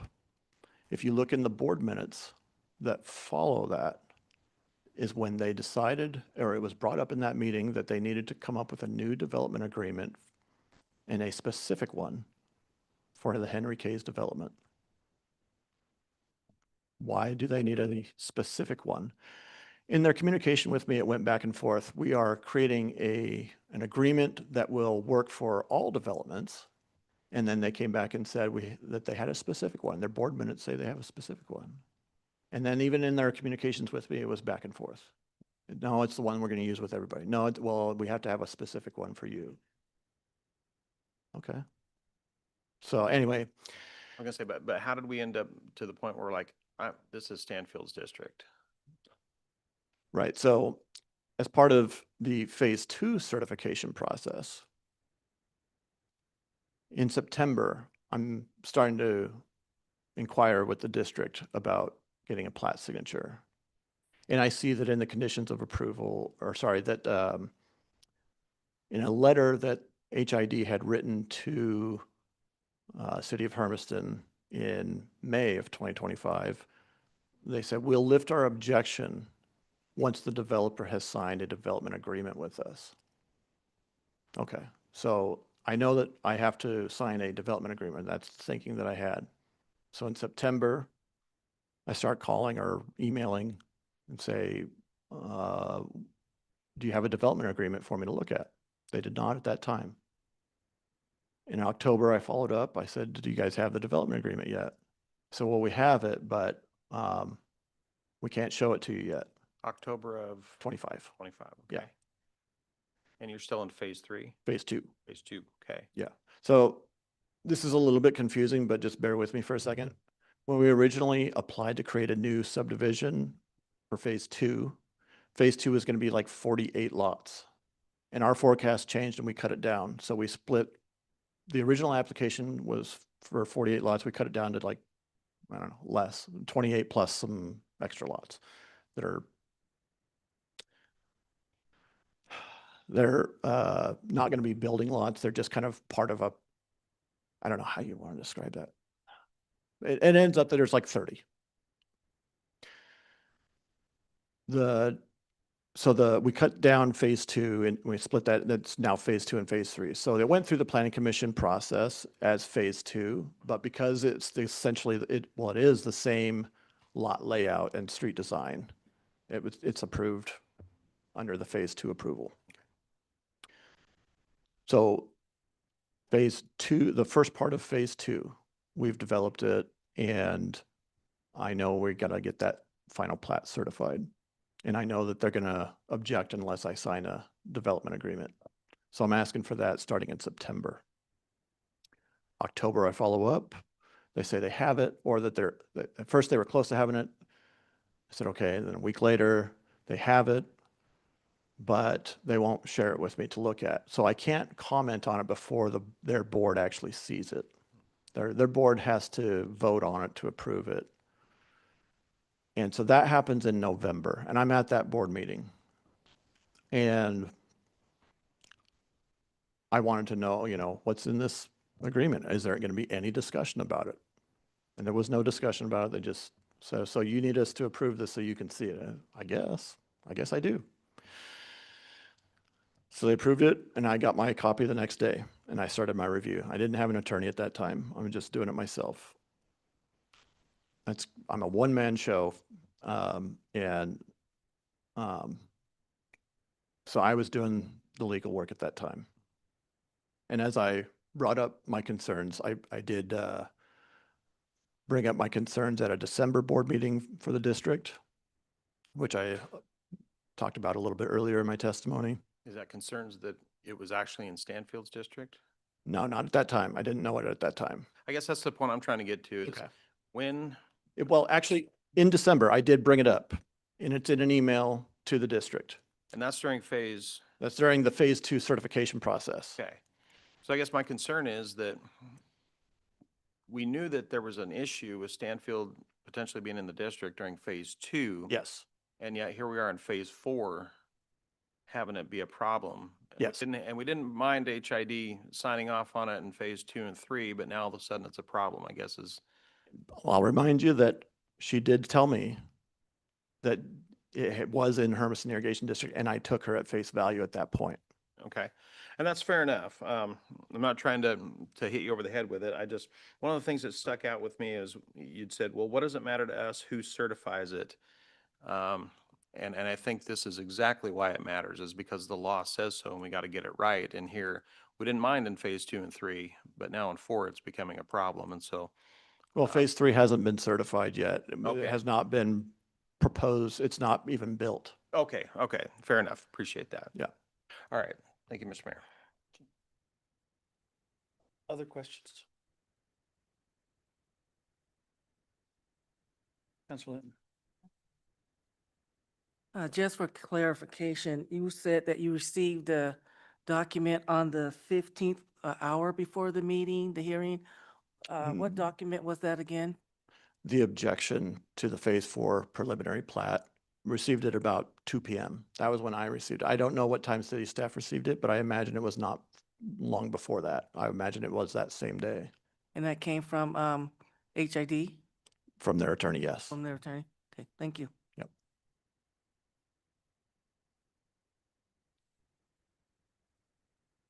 Any other questions? Okay, looks like you're off the hook for now. Thank you. Thank you, council. Okay, next. Thank you, Honorable Mayor, members of the City Council. First thing I have is a major mea culpa. Honorable Mayor, I neglected to address my letters to you, and for that I am very sorry. That was a terrible faux pas. So my name is Wendy Kellington, and I represent the applicant for the Henry K's subdivision. Thank you for staying awake for all of this. This is really a dust-up about a very small thing that HID has used as leverage for very big things. So this small thing is important. And I just want to read to you what the small thing, this dust-up is about. It's about a certification required by a state statute. It's very homely. It's the one that we've talked about. We've called it, 92.090 subsection 7. It's been thrown around a little bit today. But all it says is that no plat of a subdivision within the boundaries of an irrigation district shall be approved by a city unless the city has received and accepted a certification from the district for one of two things. Either that the subdivision is going to be excluded from getting irrigation water, or they're going to continue to provide it. So it's really a dust up over nothing, because here, once the subdivision is developed, once the plat is signed, the the irrigation district will be certifying that the property will no longer be getting water. But the problem, as you've heard from Mr. Brandt, is that the Hermiston Irrigation District have decided to use that certification authority as leverage to get things they're really not entitled to. Development agreements, requirements to build fences, extract fees, all sorts of things. He testified to what those are. So shining a bright light on what, can really be required, who really gets to sign the plat, becomes important. And that's why at the hearing before the Planning Commission, Mr. Brandt presented evidence and argument, which is what you do at evidentiary hearings before planning commissions, saying, you know what, as a matter of fact in law, this property is within the Stanfield Irrigation District, and there's a difference between buying water and being within the district for purposes of this certification statute. And I'm not within that district. This property is not within that district, and so the condition 1 is mistaken.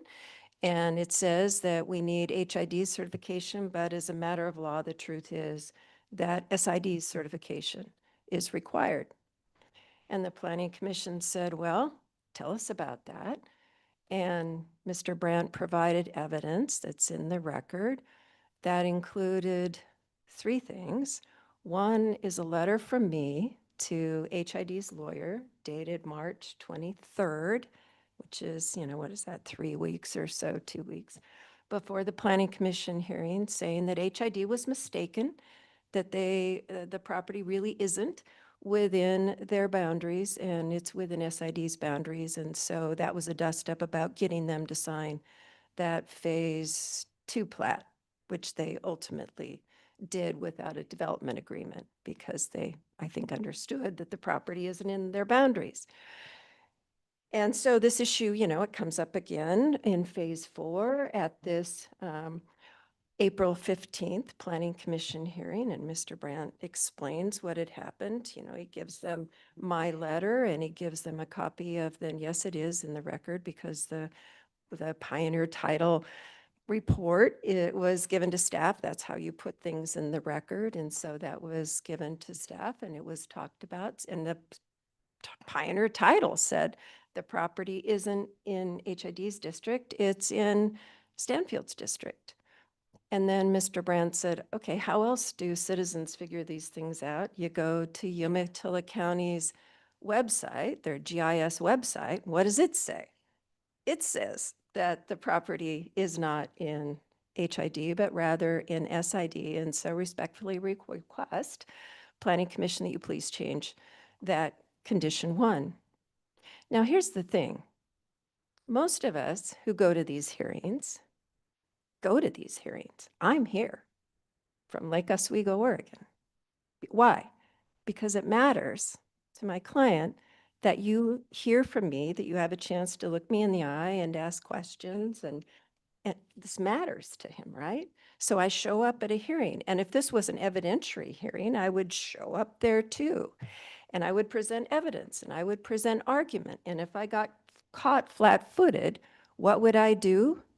I would say, will you please, this is the initial evidentiary hearing, will you please leave the record open for a period of 7 days? You've heard of the 777s, the dreaded 777s.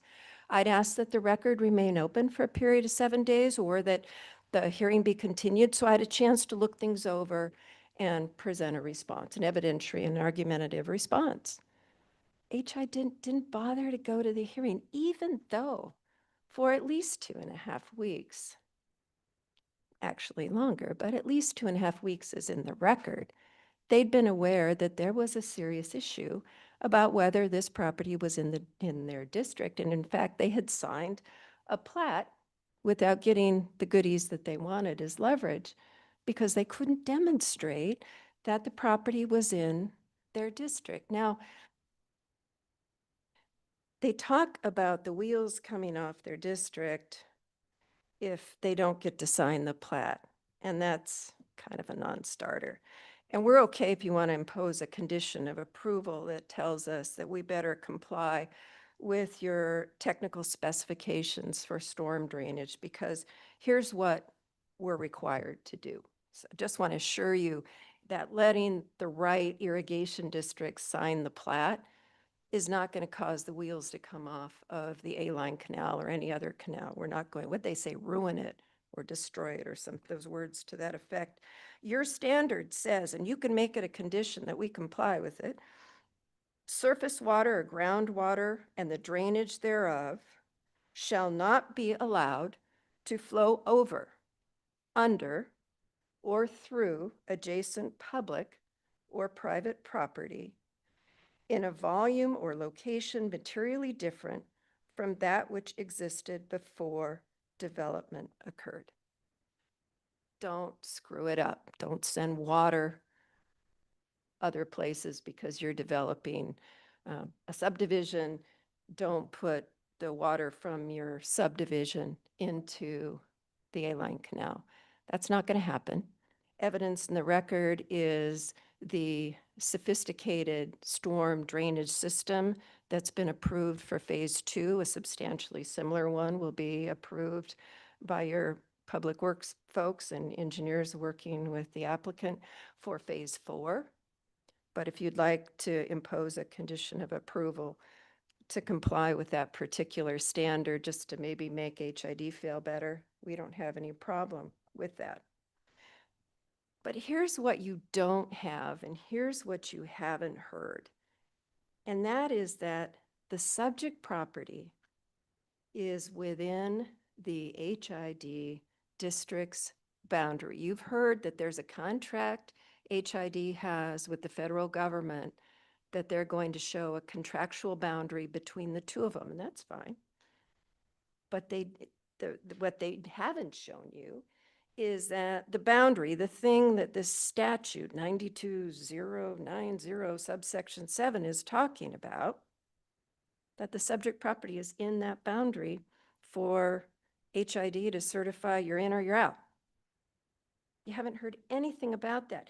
And you know, the funny thing is, in the beginning, you heard HID's lawyers say, well, the evidence that the applicant is relying upon, that the Planning Commission made their decision on, is not substantial evidence. It's no good. It's from a title company, or it's from a GIS system from Umatilla County. But who did they say that they were working feverishly to get information from to try to show that the property is in the boundary? Why, Pioneer Title in Umatilla County. So come on. The fact is, there isn't any evidence that this property is in the boundary. The district has sold water to this property. This property's paid the fees. But for purposes of the certification required as a matter of state law, the fact is the subject property simply isn't in that boundary. That doesn't give this property a hall pass to do bad things. They can't do bad things, and they won't do bad things. So on your little chronology, I know it's been really complicated, but client calls me and says, good gravy, these guys are asking the moon of me. Well, the first thing I said, well, are you really in their boundary now? And they told me I was. And I said, well, let's look. And I said, they're not. You're not in their boundary. So I have a call. That's not in the record, so I'm not going to talk about that.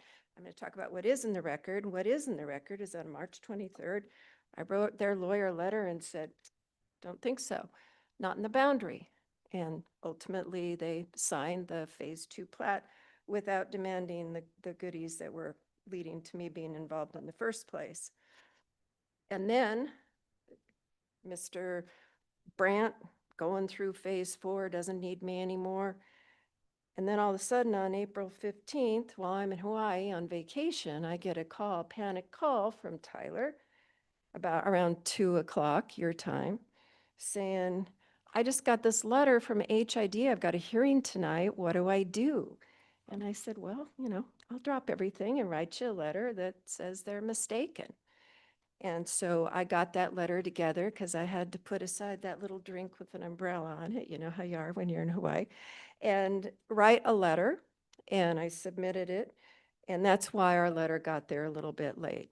So it was there by 4. But again, if you're a lawyer, if you're a participant in these proceedings, you get something that you feel is last minute, you need time, you just say that as you have a matter of right to do under your code and state law, I need the opportunity for continuance and open record to evaluate this material. They did none of that. They just didn't bother to give the Planning Commission any opportunity to hear what they had to say. And the precedent that the district is wanting you to set in this situation is that we can decide we don't need to participate at your planning commission. We just kind of think we don't need to. We're not too worried about it. We have other things going on. And then we don't like the outcome. We come to you with a whole bunch of new stuff, and we discover that your proceedings on the record, and ask you then, oh, we need a do-over. We'd like to go back to the Planning Commission and have a chance to do it over. Gosh, I don't know about developers here, but developers on the other side of the mountains, they got word of a precedent like that, they'd be on it like flies on it. Because, well, I don't have to really worry about the Planning Commission because I always got a shot at a do-over. And I don't think you want to set that precedent. And this is to close an application for the development of housing. And as a state, as a community, we're all trying to develop housing at a cost-effective level, not add unreasonable cost and delay, so houses can be sold to regular human beings. And this is exactly the kind of tactic that just adds the national debt to housing, because you got to bring me back for the Planning Commission, and you got to bring me back again for the next city council proceeding. And HID is going to end up at Luba anyway, if they want to take a run at that. And all you lost was time and money and Cotz's kid to make his, subdivision that much more expensive and his lender that much less happy. I mean, what's that about? So for all those reasons, I'd like to just ask that you stay the course, you do what your code says, you affirm your planning commission, they did a good job, they did the hard work, your staff did a good job, as they always do, and affirm the decision and maybe impose the condition so that HID knows that you care about their infrastructure, in case they weren't aware of that standard I quoted for you, that we're going to make sure that these guys comply with that standard not to screw up your infrastructure. So unless you have anything more from me, that's really all I wanted to say. And again, Mayor, I'm so sorry. Darn it. Screwed up. Anything else? Council questions? Seeing none. Thank you. Thank you. Do we have any other testimony in opposition of the appeal? Seeing none. Mr. Spencer, can we have a staff summary? Not a lot to summarize here. There's been a lot of discussion that has been presented to you tonight. Basically doing a pretty good job overall of sticking to the record that you have in front of you. Based on the discussions of the Planning Commission and the evidence that they were presented with on April 15th, we're still recommending that the City Council uphold the Planning Commission decision. And should the council choose to add a condition to comply with public works standards, staff would not have an objection to that. Okay. All right, council, how do you wish to proceed? We have 3 options. I'd like a motion for one of these 3 options. Close the public hearing, continue the public hearing on a certain date, or close the public hearing but leave the record open for the receipt of additional written argument and evidence to a certain date certain. I move that we close the public hearing. I second that. Okay. It has been moved and seconded for closing the public hearing.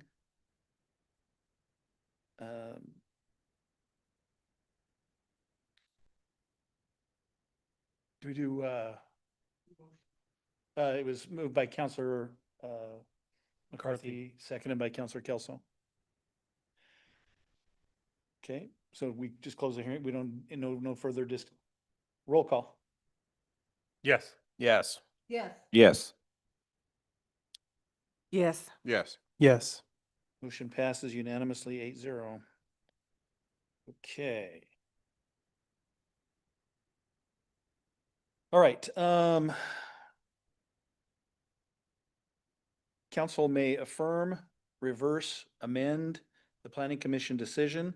City council may also choose to remand the decision back to the commission for additional refinement. This is where we talk about it, I suppose. So what do you want to do? Affirm.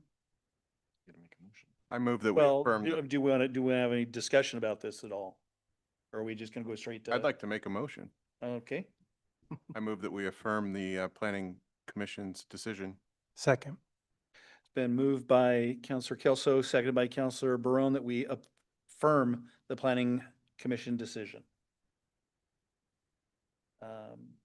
Roll call. Yes. Yes. Yes. Yes. Yes. No. Yes. Yes. The motion passes 7-1 with Counselor Linton in against.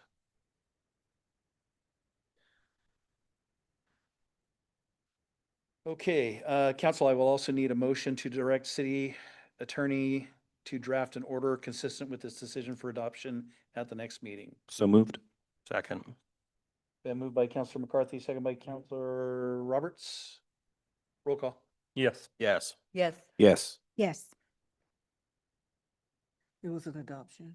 This is just a motion to direct the city attorney to draft an order. Yes. Yes. Yes. Motion passes unanimously. Thank you for everybody's taking part in that. I know it was long, drawn out. This is one of those things that we don't do very often here. I think this is like only the second time I've ever done one. And it I'm wasn't very anywhere often. near as drawn out. So one of the little functions of city government that we don't have a whole lot of use or need for in most cases, but I appreciate Mr. Brandt, appreciate you bringing this to us. And okay. All right, next up, ordinances and resolution 2425, rejecting the recommendation to rename East Airport Road. Mr. Smith. Yeah, Mr. Mayor, members of the council, so this is the official action in relation to the public hearing we held at your last meeting related to the renaming of the road. At that meeting, we needed direction as to which direction to go, and so now here's the resolution that would retain the name, which is what you voted on at your last meeting. Any council questions? Councilor McCarthy. So just because I'm a fan of understanding process, if no change needs to be made to what exists, why is there an action necessary? Because the state law tells us so. Okay. That's good enough. That makes perfect sense. Get it now. Sold. Nothing to see here, move it along. Mr. Mayor, Yes. if I could add on that, we just had a public hearing on this, so if it would have passed, it would come back to us as a council as an ordinance, but because it failed, then it comes back as a resolution. That's correct. Thank you. What he said. Yeah. Quite well, actually. Okay, any other council questions? Seeing none. Public comment? None of those folks from Airport Road are here. Okay, council comments? Government process and action. All right. Can I get a motion to adopt resolution 2425 and lay upon the record? Motion moved. second. Meeny, miny, yeah. Give it to Counselor Duran and second to Counselor Hayward. Roll call. Yes. Yes. Yes. Yes. Yes. Yes. Yes. Yes. Motion passes unanimously. Resolution 2426, master fee schedule, including rate, garbage rate and franchise fee adjustment. Mr. Smith. Mr. Morgan. Morgan. Yes, Mr. Mayor, members of the council, this evening we're bringing to you Resolution 2426, which pertains to adjusting garbage rates. So this resolution will increase garbage rates throughout the city by 3.5%, but simultaneously will also reduce the franchise and billing fee portion from 15% to 13.5%. Really sensitive. There we go. A little bit of a background. So March of 2024 is actually the last time that the current garbage rates have been adjusted. I know council probably feels like we just talked about this, but it was actually November of 2025 that City Council adopted rates for the state mandated recycling portion. So in the interest of transparency, I think sanitary disposal was presenting, their costs specifically related to recycling at that time. And so now they're coming and asking for adjustments specifically pertaining to garbage. I think moving forward, it'll be easier for everybody involved if we bring both of those together in the future at the same time. But that's why it feels like we just touched this. But really, we're talking about only the garbage rates right now, which have been 26 months since the last adjustment. So in April of this year, sanitary disposal approached us about requesting a garbage rate increase of 5%. Now, a little bit of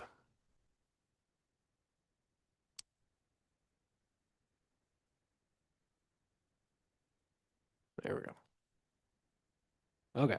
So a little bit of background on the franchise fee and billing fee. So currently, the city of Hermiston receives 15% of all sanitary disposals garbage revenue that is generated inside of the city limits of Hermiston. So 12% is a billing fee, and that is in compensation for the city of Hermiston staff doing all of the billing, staff postage, all those things for related to garbage bills inside of the city limits.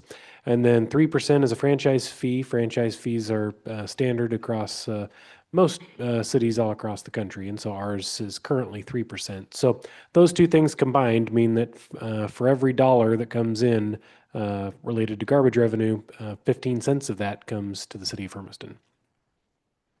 Let's see how sensitive it is this time. So in February of 2023, you're all familiar, the city had a temporary budget crunch associated with the general fund. And so at that time, City Council chose to increase the billing fee and franchise fee from 13.5% to 15%. So prior to February 2023, the billing fee was 11%, the franchise fee was 2.5%.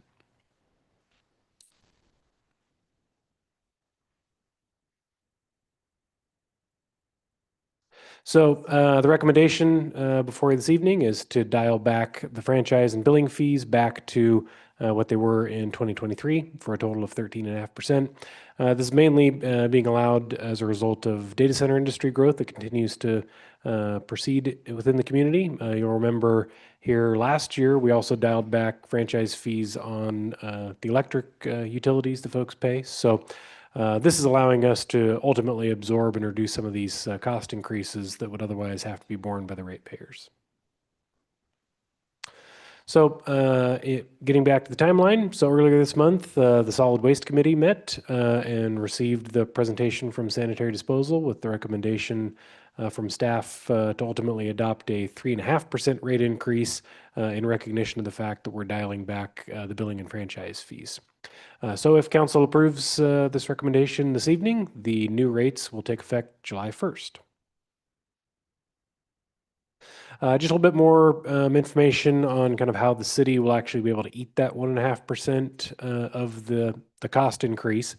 If we dial back our franchise fee and billing fees by 1.5%, ultimately that will cost the city of Hermiston about $65,000 a year in lost franchise and billing revenue. But of course, important to keep in mind with the implementation of the new state mandated recycling beginning on July 1st, that 13.5% that we'll be transitioning to on that new revenue actually comes out to roughly about $65,000 a year as well. So even dialing back our franchise fees back to the original 13.5% should have near a net zero fiscal impact to the city's coffers.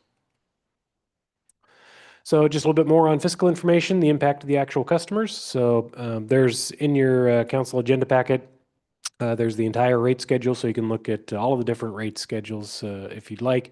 But the two most popular within the community are the 35-gallon weekly garbage service. This increase will increase that service by 61 cents per month, and the 90-gallon garbage service will increase by $1.02 per month. Finally, just a little bit of information here worth noting, just because I know it comes up during these discussions. So since the last rate adjustment in March 2024, nationalized inflation measures 6.62%. So if you take that on an annualized basis, it's averaged about 3.18% since that time. This proposed increase of 3.5% comes in at an annualized rate of about 1.62%. Also worthy of note, folks who rely on Social Security income have received cost of living adjustments each year since that time. When accounting for compounding, since 2024, Social Security payments have increased by 5.37%. And also since 2024, the average wage in Umatilla County has increased by 7.7%. So with that, I'd stand for any questions. And also we have Kevin Miracle with Sanitary Disposal here this evening, and he's happy to answer your questions as well. Council questions? Councilor Linton? City Manager Smith, I sent you some questions. You never sent them back to me. I emailed them to you. Thought I did. My email just shut down, so just let me look it up real quick. Okay. If you want to, Mayor, we can move on with him and then give, Here to answer questions. okay. Do you have, I mean, if you have them, if you could tell Well, me. actually, I didn't bring them with me. I do remember one of the questions. I think I asked you like 3. Depends about the airport. One of them Okay, was, send them I know, over. related to airport fees. Yeah, one of them was, yes, yes. The one on page 4. Oh, wait a minute, never mind. I'm looking at the, yeah. Never mind. Okay, all right, Sorry. great. Other questions? So my only concern on this one is that on July 1st, we're going to be hitting everybody with well, if they've got the full-size garbage can, we're going to be hitting them with $9 a month increase, and It's $8, I thought. $8 plus $1 Oh. is $9.02. At least that's the way the math was in Hermiston when I grew up.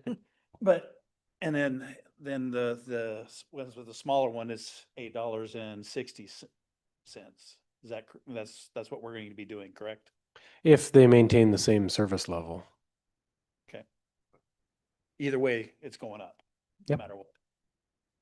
That is, like I said, that's my concern is the timing of that is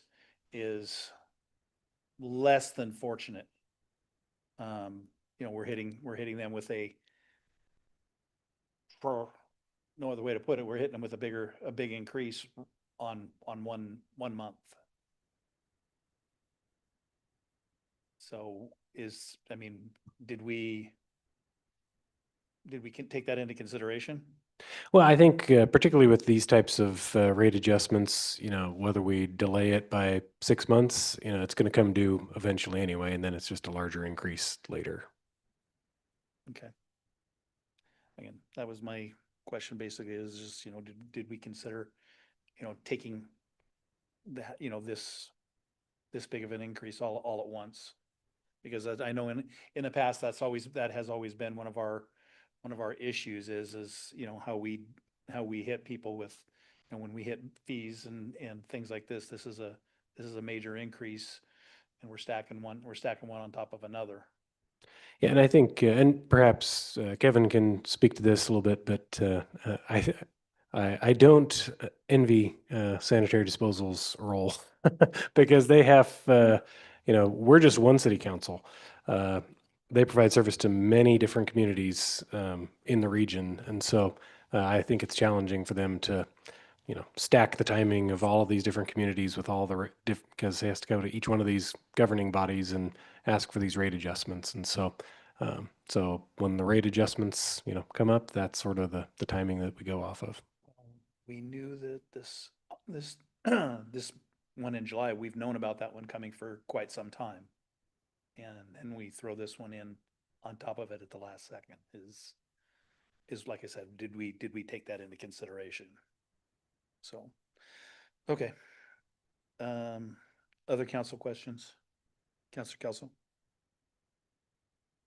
Yeah, Mr. Mayor, your line of questioning leads me to wonder if there is a regularly scheduled point on the calendar where you discuss with the various franchisees of the city rate increases. So can ratepayers expect an increase, say, every new fiscal year, July 1? I think that's a direction that sanitary disposal would like to get to. I think that's where, we experienced a significant increase here after they'd had an opportunity to operate the system after taking it over from the previous owners for a couple of years. We did time the increases, to the mayor's point, with those ones somewhat ahead of time because we knew that the recycling fee was going to be coming due. And so you'll notice some of the other jurisdictions around us took the opportunity to break that.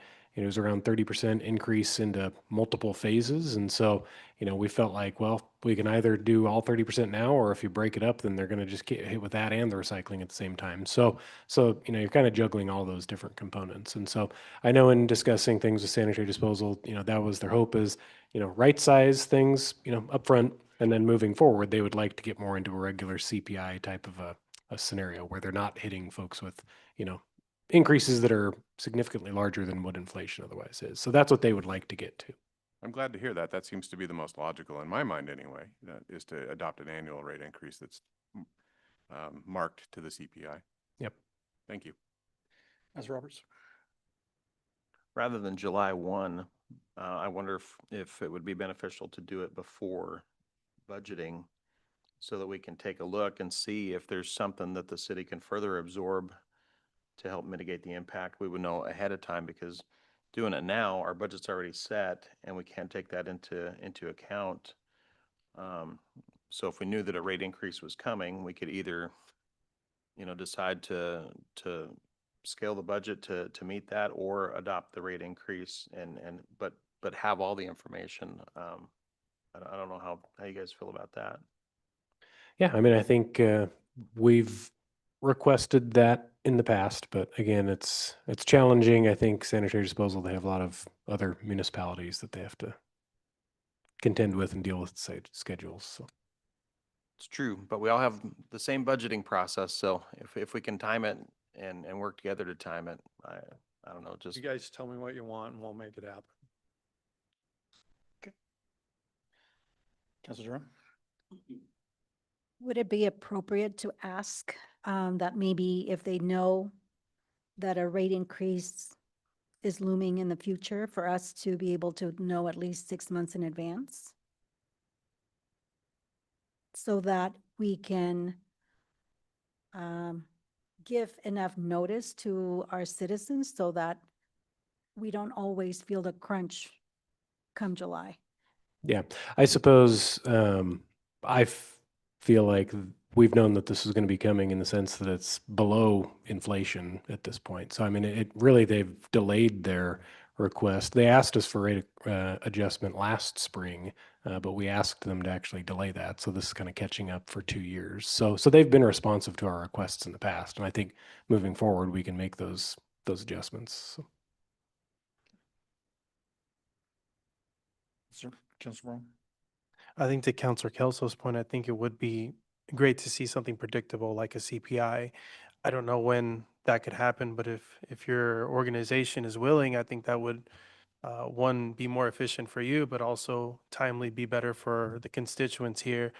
I think at the end, I understand what council's saying about all these increases at once. But we do know that primarily the biggest increase, which is 90% of what this whole increase is going to be, is the recycling, which we've been talking about for years at this point.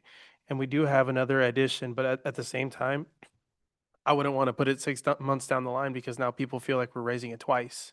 It might be better to just do it all in one go. I do like what the city has done to try to absorb those costs already. I think that's what we should be talking about in terms of what the city is doing to try to help out its constituents. We are finding ways to absorb, but at the end of the day, this is just merely keeping up with the cost of inflation.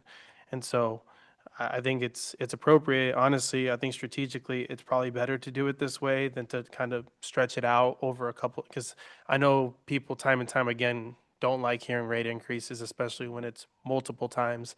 I think back to what I was mentioning with Councilor Kelso's point, I think keeping it predictable would be better for everybody. Yeah, we're completely open. Whatever you guys want to do, how you want it tied to it, we can adjust and make it happen. Other council questions? Okay, thank you, sir. Public comment. Come on up, ma'am.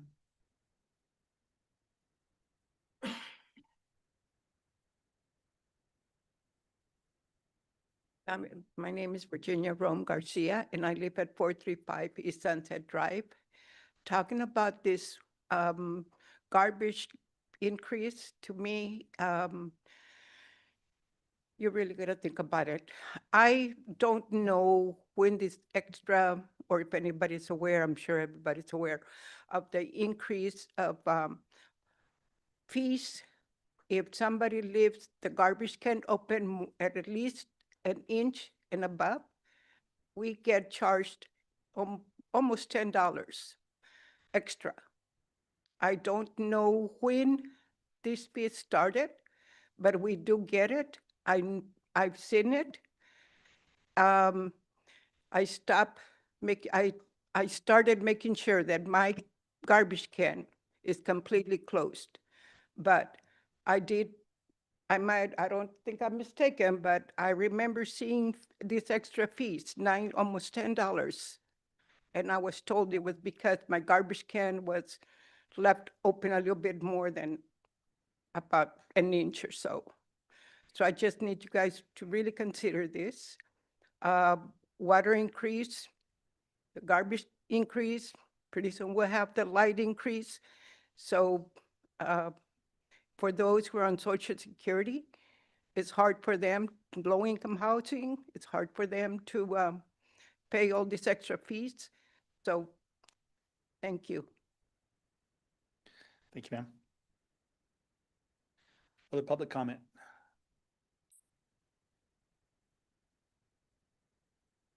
Angela Purcell, 705 Eastview Drive. I just wanted to say, I think Virginia is correct that there is an extra charge, but I do think the great thing about the recycling bins is I think it will help people not have overflowing garbage right there at curbside. And I do want to agree. I think that having the increases at the same time, July 1st, is more palatable for people versus seeing another increase 6 months later. It doesn't matter that it's just $1 later. It just feels like it keeps going. So I think doing them at the same time and making it $9 and what's it, 6 cents, Mayor? Something like that. I just think that that's going to be better for people. Thank you. 2 cents. Okay. Other council or public comment? Seeing none others. Council comments? Councilor Hayward? I want to first say, sorry, Mayor, for interrupting you on that when you were talking on that. about how much the recycling was. But I hear from our constituents out there, our citizens, that I just want to make it clear, we do not, as city councils, we're raising our rates too. We don't get a benefit, we don't get a discount. We're raising our rates when we vote on this too. So we are taking that in mind too. We are proposing this as a rate increase for us too. So I just wanted that to be on the record. Okay. Other council comment? Councilor Linton?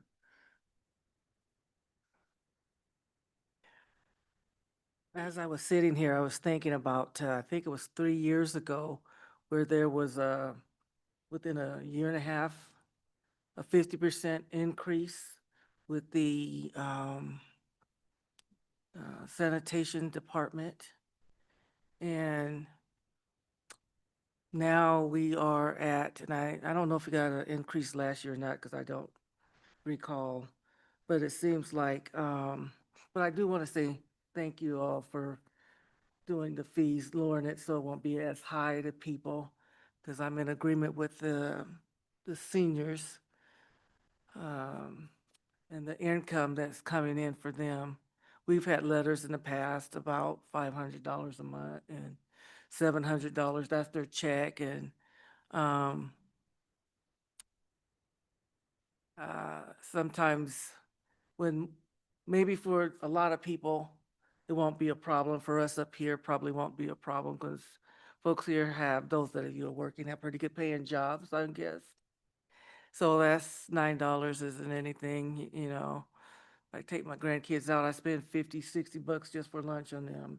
So $9 for me, it's not. But as a counselor, I feel that I need to consider other people and their income, of what they're being able to do, because that would be very stressful to them when they have to try to come up with more money. Some of them have gotten jobs, yes, they have.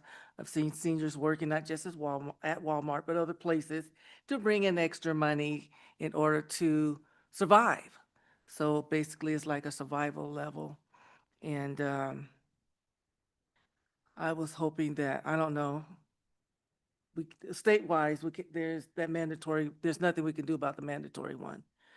So I'm hoping that we can come up with some kind of solution for the other, 1.5%. Thank you. Other council comments? Seeing none. Okay, can I get a motion to adopt resolution 2426 and lay upon the record? Motion to adopt. Second.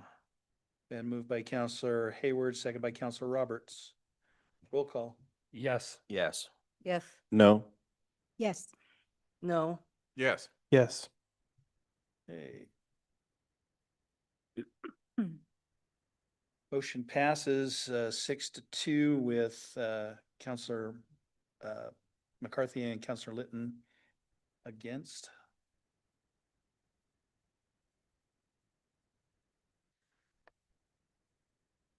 Okay. Next up, review, discuss, and next steps of Charter Review Committee results, including term limits. Minister Smith. And Mr. Mayor, before we get started on this, we're getting close to 9:30. I don't know if we want to do that before I get started, or if you want me to stop in the middle.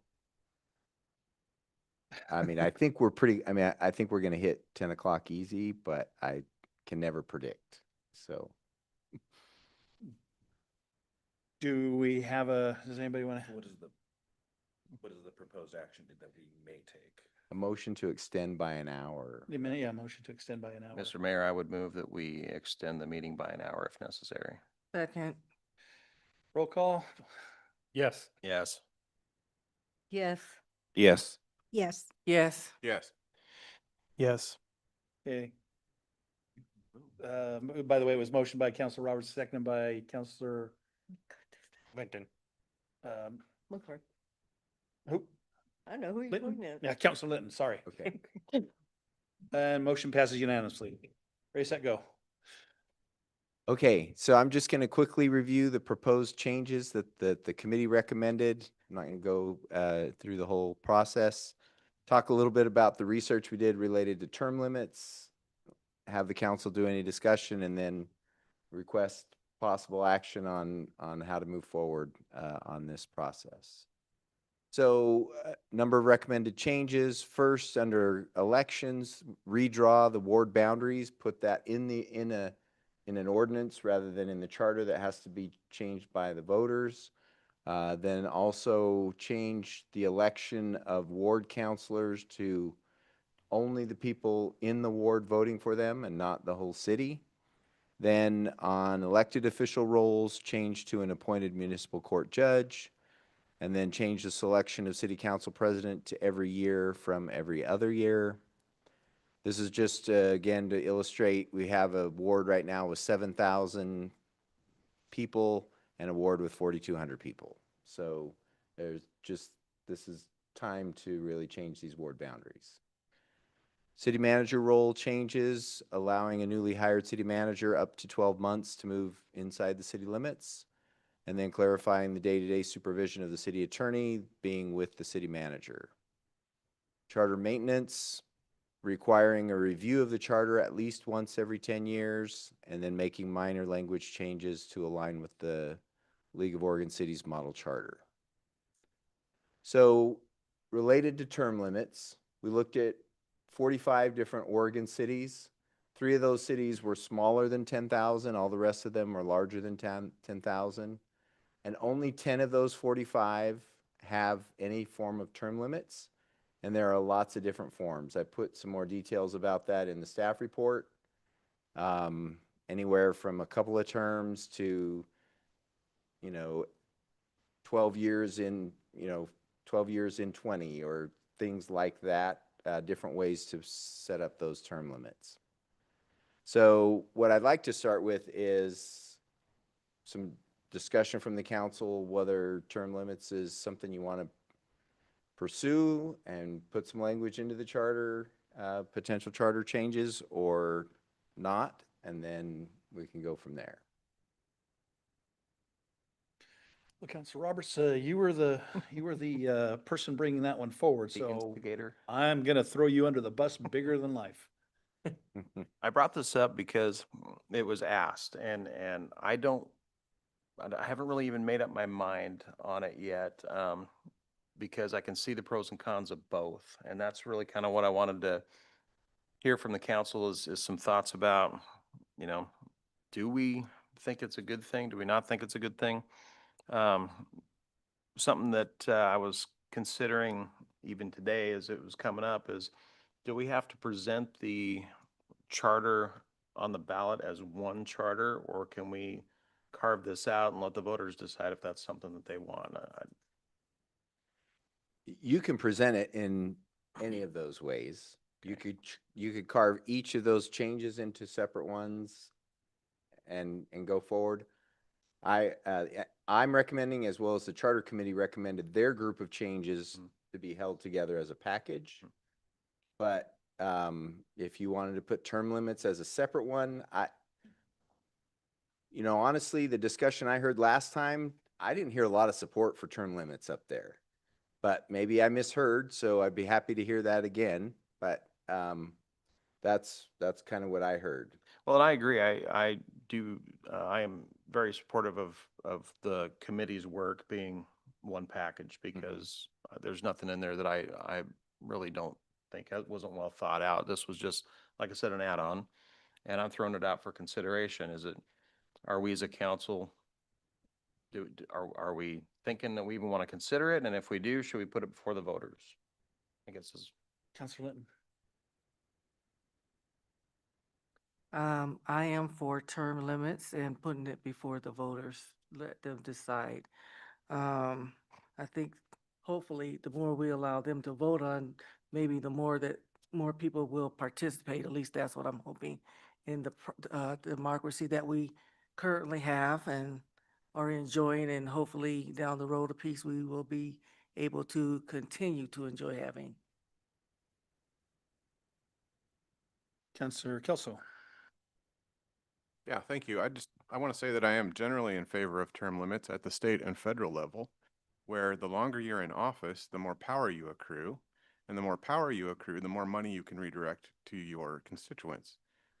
None of that takes place at the local level here. In fact, what I see at the local level is that we've often had trouble finding two candidates to oppose each other in an election for a council seat. And in fact, until the last election cycle, just the recent one in May, I think finding where every race is opposed with two candidates has been a rarity here. So I don't see a compelling need to limit terms for the city councilors or the mayor.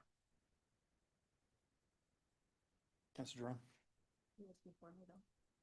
Yeah, but I called you. Lisa, do you first. Ladies first.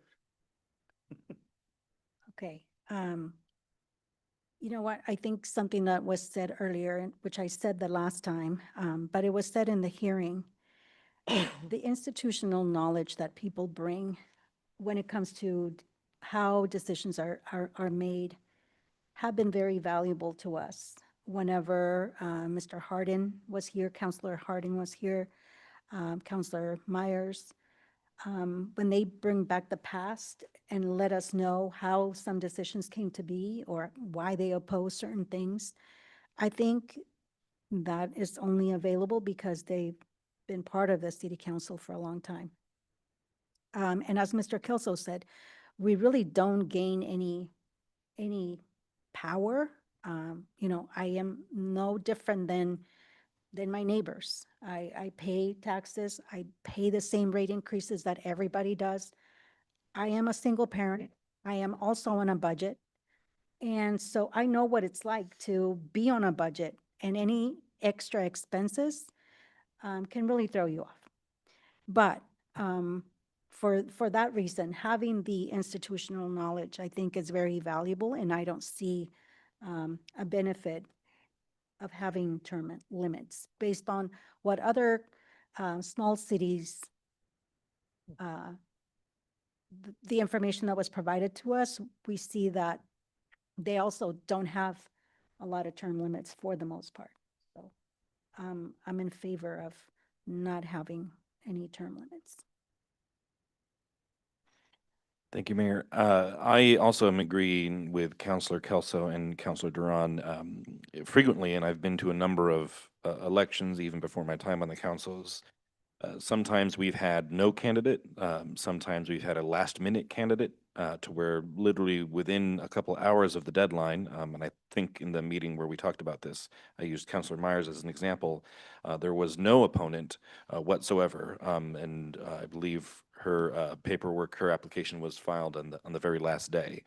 In a situation like that where we have no candidate, and this is similar to the spirit of the decision made by the Charter Committee regarding the municipal judge, where no candidate is filed, it would go to an appointment. Is that correct?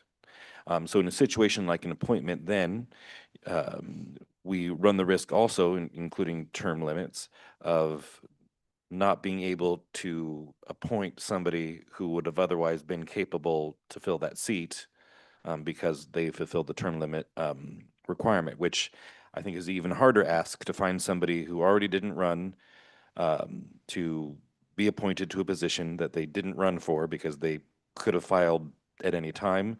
So I think it creates more problems in having seats filled and meeting quorum, at least in the current state where our candidate turnout has been so low. So I'm not in favor of term limits. Councilor Brown? Now, the only comments I really had are a little bit to add on to Councilor Kelso's point. I think in state and federal elections, that makes a little bit more sense.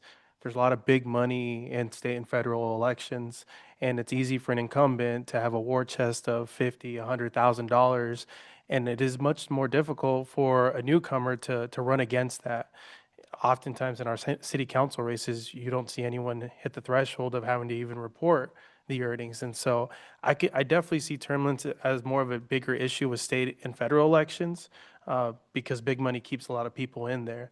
And so I think we don't see that issue here at city council. And so I would also suggest not having a term limit. Councilor Meyer? Being the senior here, as everyone likes to point out, there have been many times where we had no candidates, not only for my ward, but for others. It just, and I think that I'm not opposed to term limits at all, but I don't see any benefit to them. And I also see that if you don't have somebody to run, what are you going to do? So I guess I would oppose it.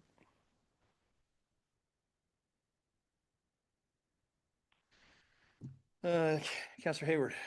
I gotta agree with Kelso, Brown on the federal and state level on term limits, but for city council, I kind of agree to oppose it because we're really not, we're at a non-paid position, volunteer position as this, and we really don't try to raise money. And that's about where I'm at. I'm right there with them. Roberts? I appreciate the discussion. I think I think I'm in agreement, and especially after, as we're talking about candidates and running, and then looking at the voter turnout from this just recent election, it is difficult to not only get candidates, but then to get voters, people who just even want to be engaged in filling out a ballot is difficult. I think what we were at 30% was all that we had for voter turnout. So I guess I would say we are looking to review this every 10 years. Is that correct? And so this could come up down the road and it could always be changed. But like I said, I wanted to have the discussion because it was brought up and see where the council's at. You guys make great points. And I think I'm right there with you for now. Maybe down the road if something changes. But yeah, for now, I think I agree. It's probably not the right time. So. Well, it's my turn now. So yeah, when it comes to what you're saying, I think of all the people that hit right on the head was Counselor Hayward, is that this is an unpaid position. Everything else that we've talked about has been for paid full-time. You're doing the job all the time, whereas this is a a few hours here and there, sometimes a few more than that, but it's just a few hours here and there, and it's a volunteer position. So, limiting how much somebody can volunteer seems kind of self-defeating, in my opinion. And when it comes, and then when we step back to talk about the institutional knowledge, again, this kind of makes my point on the council president one too as well. But, having the experience in that position, having the experience being, to making the decisions and going through things like we've done tonight, having, there have been people on the council that have not had to deal with what we did tonight, that had their entire time when they were on the council. And so it's that type of thing, so that, you can pass that on to your fellow counselors, and you can discuss things, and we have a council, we have a representative democracy, or representative democracy. We are elected to make decisions, and I hate the thought of having to put everything out, all the time out to a vote, because that's not what a representative democracy is. And so I think by keeping everybody here in one time, just filling out your term, doing what you have to do, doing the job, I think that's what we should be doing. So I guess, do we need to take a vote as to whether or not we keep that, or is a consensus good enough? I mean, think we did by motion when we kind of. yeah, I guess last time we did to move that to a discussion tonight, so it might be good Okay, to, so I'll entertain a motion as in regards to whether there is term limits or not. I motion to direct staff to prepare necessary documents to place the proposed charter amendments on the November 2026 ballot as presented with no term limits. Second. Been motioned long-windedly by Counselor McCarthy and seconded by As Counselor written. Vaughn. What the recommendation? Roll call. Yes. Yes. Yes. Yes. Yes. No. Yes. Yes. Okay, motion passes 7-1 with Counselor Linton in absent, in against. Thank you very much. Okay, so on your mark, get set, go on that part of it, huh? Yes. All right, monthly financial report, Mr. Smith. Let me guess, you're gonna pass this to Mr. Palacios. How did you know? Psychic, psychotic, one of the two, I'm not. Good evening, but due to the length of my presentation, I'm happy to just skip it, so. No. No? Okay. Well, I thought I'd try. Tonight, I'm presenting the April 2026 monthly financial reports. First off, the Hermiston Urban Renewal Agency, we are 83% through the fiscal year, 10 months through. We have collected a little over 100% of the property tax receipts for the Urban Renewal Agency. I'm happy to report that the right-of-way acquisition for the North Hura is complete and the design is finalizing, and Clint expects that we will be bidding in anticipated this fall, winter of 2026. Oh, that was fast. Yeah, I'm done. I don't know what happened there. I was going to talk about the general fund. Well, let's go ahead and talk about it. Why not? I don't remember what I was going to say though, without my prompt here though. Again, we're 10 months through the fiscal year, or 83%. Monthly revenues ended over projection by about $1.7 million. Again, this is primarily due to the receipt of property taxes and franchise fees. I will note that my report is very comparable to what I reported last month, so nothing too exciting to report, so that's a good thing when it comes to numbers. We've received approximately 103% of budgeted property taxes through the end of April. Monthly expenses were under projection by about $380,000. Several departments are over projected budgeted. Over the projected budget for when compared to that, and those departments listed on there were further evaluated. Of that, the City Council non-departmental are over budget due to the annual League of Oregon Cities membership, and then that transfer that we did at the beginning of the fiscal year for the newly established building inspection fund. The two departments, the other department that is over is the Public Safety Center, and this is due to some single-time purchases that were made during the police department renovation. EOTech revenues that reflect still the partial reimbursement from the campground project, and that RV project is underway. This one with the Regional Water Fund, the only one that bubbled up to the surface for further evaluation was the no pun intended on that one. Regional Water Fund was $174,000 under projected revenues, but on the flip side, we are $291,000 under expenditures through the end of April. So those offset each other, and we still anticipate that those revenues should kick up and level out before the end of the fiscal year. With that, I believe, I can turn it over to Mr. Morgan. I for sure thought he was gonna say something about us being afloat. All right, since it's getting late, I'll try to go quickly. So Gear and Harbor Realignment Project, expect construction to start next month. Northwest 2nd Street paving also should be starting here soon. Regional water system backup generators, we're just continuing to wait as the lead times are long on that. ASR project, we've entered phase 5, which means that we're beginning the long-term injection of building a 400 million gallon bubble as of last Friday. So that's exciting. Orchard Avenue Waterline Replacement Project, expect construction to start next month. Well number 6 chlorination structure, we should begin construction tomorrow on that one. Dogwood, that's tied to the Northwest 2nd Street project. The Southeast 10th Street Bridge design continues. East Evelyn Avenue Gravity Sewer Line project should expect construction to begin next month. And then the Lift 7 rebuild project, we should be putting that out to bid here next month for construction in the fall. Those other projects still hanging out there, waiting for some design to continue. That's what I got. And then we're still finalizing the bid package on Sherman Park, and then the Public Safety Center, we're in and operating. There's still a few punch list items that they're working on, but everything seems to be going fairly smoothly.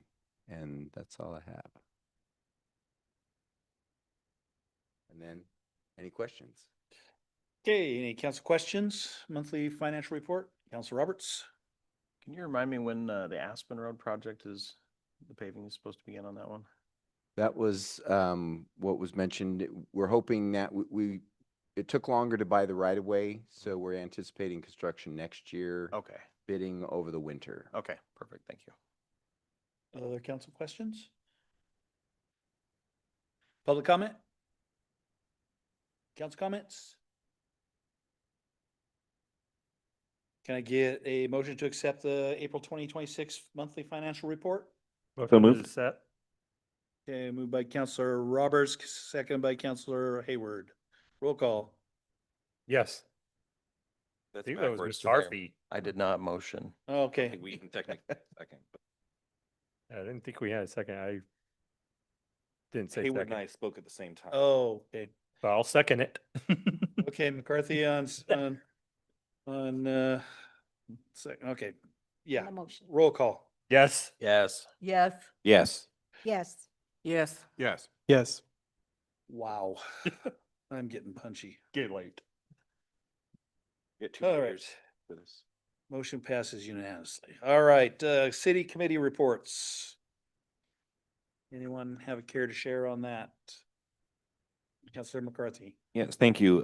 So the TRT Funds Committee meets in June. You have until the end of this month to submit. When I last checked with Mr. Arts at our budget meeting, he said that we didn't have very many, especially unusual for this year, not very many submissions as of that time. Normally they come in fairly early. So just as a reminder, we will only consider submissions made prior to the end of day, May 31st, if you want to be awarded funds. Okay. Others? Councilor Roberts? I'll try to go quick. This is the Airport Advisory Committee from May 7th. They said that Life Flight has gave notice that they're ending their lease for the house, and so there's going to be discussion about what to do with the house up there on the property. So some of that will be forthcoming. Got some proposals to put up some security fencing to close some of the gaps so that people can't just drive out onto the tarmac at any time of night. They discussed feasibility of an alternate landing area, which I thought was fascinating. Basically, the talk was putting grass along one edge of the airport. I did not know, but a lot of pilots would rather land in grass than on pavement. And so they were discussing the feasibility of what it would take to put an alternate grass landing zone up there. That's just preliminary, so there's a lot of discussion on that that's going to need to happen, but thought that was fascinating. And that is pretty much the highlights from that meeting. So, Okay, others? Councilor Kelso. Thank you. We had a meeting of the Hispanic Advisory Committee on May 19th, where we welcomed our new member, Genevieve Serrano, to the committee, and that was her first meeting. I hope she had a good time. I know I did. We had a presentation by Good Shepherd on mental health, and we learned during that presentation that Oregon ranks 51st in the United States in youth who have thoughts of suicide and 47th in adults. So it's kind of a depressing statistic, but nonetheless, something to be aware of and something to work on for sure. We had a presentation by Oregon Rural Action, who is working on their immigrant justice program, and they've teamed up with businesses in town to place small signs that basically say that I'm in solidarity with immigrants, and apparently they're having quite an impact on businesses here in town and around the area. So that's interesting to see. Carrie Bazan, who is our student representative from the high school, gave an FFA speech that she wrote on immigrants' impact on Oregon agriculture. And I learned a lot about how much immigrants contribute to Oregon agriculture and the economy here in Oregon. She did a great job. She's an outstanding young lady and a fantastic speaker. The group goals for this year are to encourage voter registration and community engagement. And that's all I have. Okay, any others? We had a vacancy review board meeting and here a while back, and we put a couple of people, and they've been on the, it's been since all this took place, we missed a couple of meetings Yeah. being able to report out on it. So, but aside from that, any others? Okay, mayor's report. Last week or last meeting, I had a big long list, and that list has since vanished into the ether. So, LOC conference. yeah, we had the LOC conference. We had the opening of or what you call it, out at the Reese Training Center. There was a presentation on Armed Forces Day. I had the opportunity to speak along with General Reese. Very nice guy. Really like him. Very personable fellow. Saw a couple of staff there, at least one for sure. And we had just recently we had the opening of or the ground breaking for the veterans housing over off of Newport Street. Nice. That looks like that's going to be a great project. I'm happy to see that moving forward. We had our city chat the other day. Not super well attended, but we had some good questions, good talks. People kind of faded in and out, and the whole deal on the city chat is as I was quoted in the paper as saying this, and so I'm going to throw it out there again. That inside the in the city council meetings, it is a pretty structured format, and it's difficult to get up there and stand in front of everybody and know that you're on the web and giving, talking to us. Whereas in the city chat, you have the opportunity just to sit there and chat. And so it's kind of nice being able to do that. And I'm really glad that we're engaging in keeping that particular function going. I can't imagine us not continuing that on. So, but I would strongly encourage everybody to participate in that, both council members and the public, because that's your opportunity to have us cornered for a few minutes and have city staff there to be able to answer some of the questions. The city staff gives a great presentation of what's going on, what's the hap, and so Mr. Smith does a great job of presenting what the current thing is that's going on, and so I really enjoy that particular activity. So aside from that, my brain is turning into oatmeal right now, so I'm going to hand it over to Council President. Thank you, Mr. Mayor.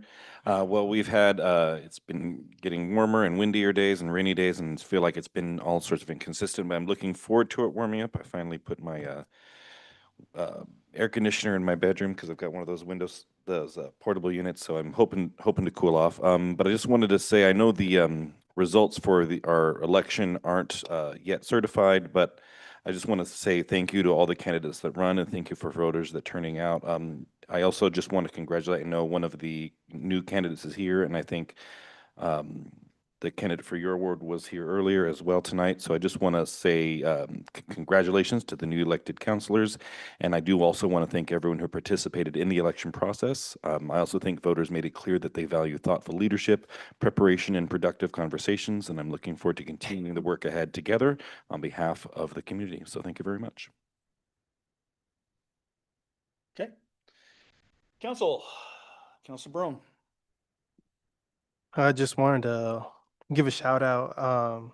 We also had our budget committee meeting on the 14th. So to the budget committee members, Ms. Lori Davis, John Douglas, Randall Gerard, David Hanson, Mr. Hardin, Brian Meisner, and Paul Wolverton. So they've dedicated their time to serve on the Budget Committee.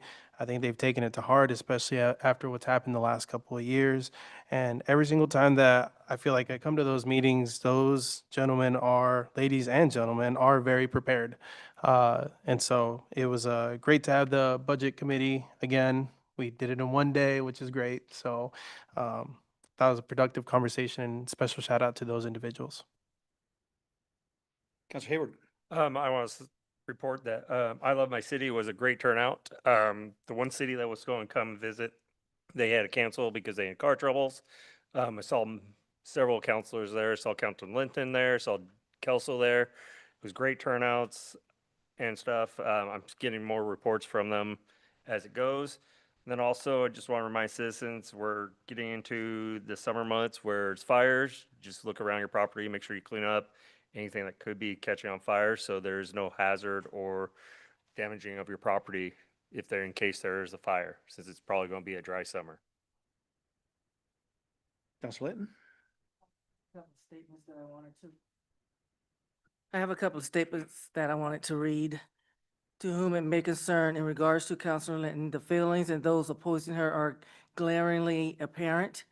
Her informed constituents both see through them and see them for what they are, smear campaigners being the most repugnant. Susan Brooks. Myrtle Thompson. The high school I went to had a pool. The walls were glass and slide, open for nice days. If it was cold and rainy, the doors were closed. It was a Olympic-sized pool. It was open year-round. I can't believe a pool with metal and glass would be 20 million. Someone is gouging the system, just my opinion.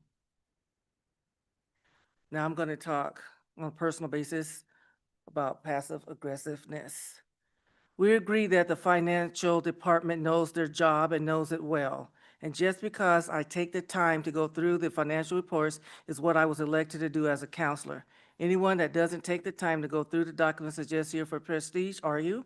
We are not here for show or status or to be able to brag that we are city council members. We have not been yes people or asking for things for a particular race.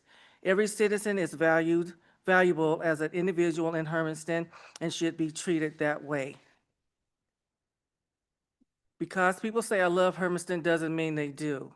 We would like to thank Captain Primer, and I should have started off with this because I meant to, sorry. I would like to thank her and the other 911 operators for their outstanding job and the great presentation that you did a while back, which just not being able to speak on it. Thank you to Mayor Primer and Councilor Josh Roberts for your honesty, decor, and representation as mayor and councilor. Thank you very much. I'm done. Other council comments? Councilor Kelso.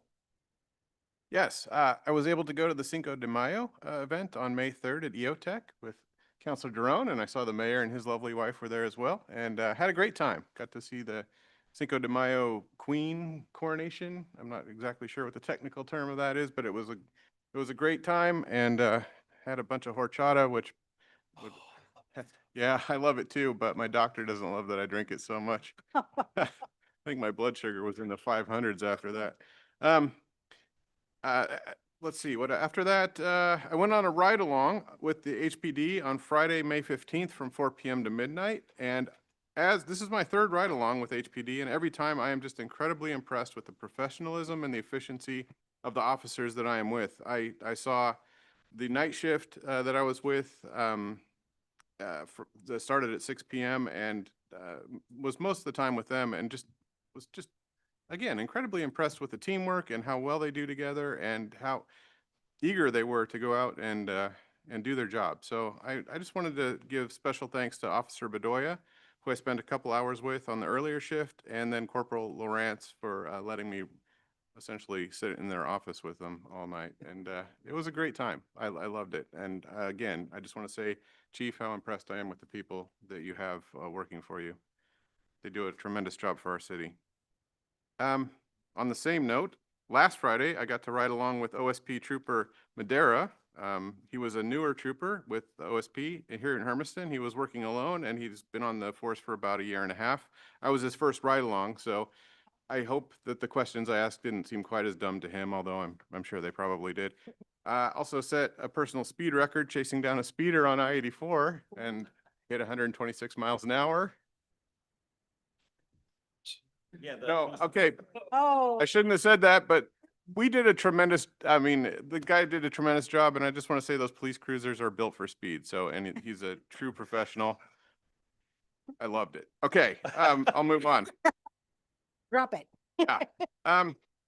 I went to I Love My City and did my what has now become a traditional job of standing as the welcoming person at the New Hope Church for the recycling event. And I just want to say people this year were especially respectful of the rules and were very kind and nice, and everybody had a smile on their face, even when I told them that they had rims on their tires and they should probably take them off before doing that. So I think it went very well, and I was very impressed again with the people of our city and our city employees with Parks and Rec who were helping out up there, and I'm sure there were employees from other departments. So thank you for this to the city staff for putting that on and making it a successful event.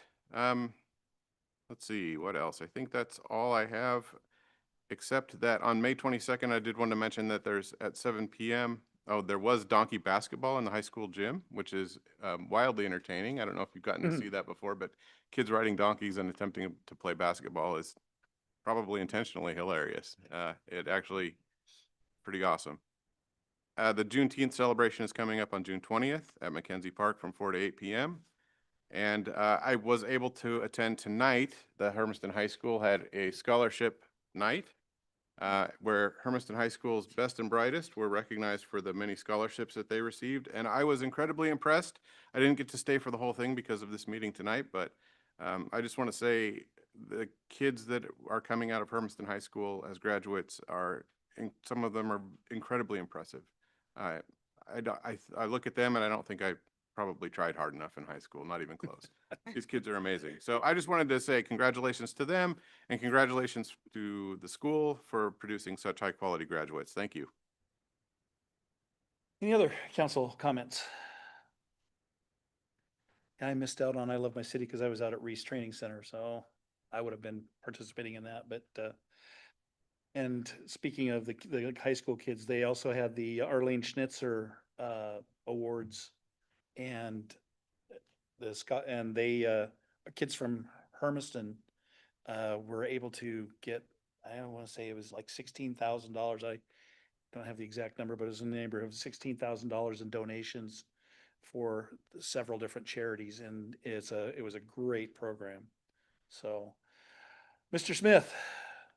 Yes, just two quick items. One, I really want to give some kudos to city staff as we got some requests from folks in the community who heard about our online newsletter, our e-newsletter, and said that they don't know how to use a computer and don't want to use a computer. And so they worked on a way to put it's not the full thing because the e-newsletter has a lot of links and lots of information that way, but a limited version that we're going to put out print-wise every month and set it out at the senior center and other places for people if they are interested. So wanted to just give a shout out on that. The other thing, we have set the date for the next city chat. It's going to be Friday, February 4th at the Food Pod. Did you And say February? I'm sorry, September. I don't know where I got to February. It's late. It's late, Mr. Mayor. September 4th. And we're going to make a concerted effort, since it will be at lunchtime, to try to invite the high school kids to participate in that. So just wanted to give everybody a heads up about that one. The date again, please? September 4th. At noon. Not February. Just on the site, is the deal from Merkley that came out today, or from Jessica, is that public out there yet? See anything from We- her today? On the airport grant? I didn't Not see get it? anything I got from her today. You got the scoop, I guess. apparently. You scooped me too, but any of our FAA funding for the airport is going to be relatively minor. We don't have any major projects coming up At right now. 521, $274,000 grant that we got for FAA. We spent that money about 4 years ago. That's all COVID money. They're just announcing it now. Well, they sent a thing saying that we got it today, so yay us. Good job. Good job of spending 4 years ago. All right, anything else for the good order? Oh, the city chat, what time is that at? Noon. Or 11:30. If you can have one of these after school hours, then that would be great. The next one after that, we'll do that in the evening. All right. It's 10 o'clock.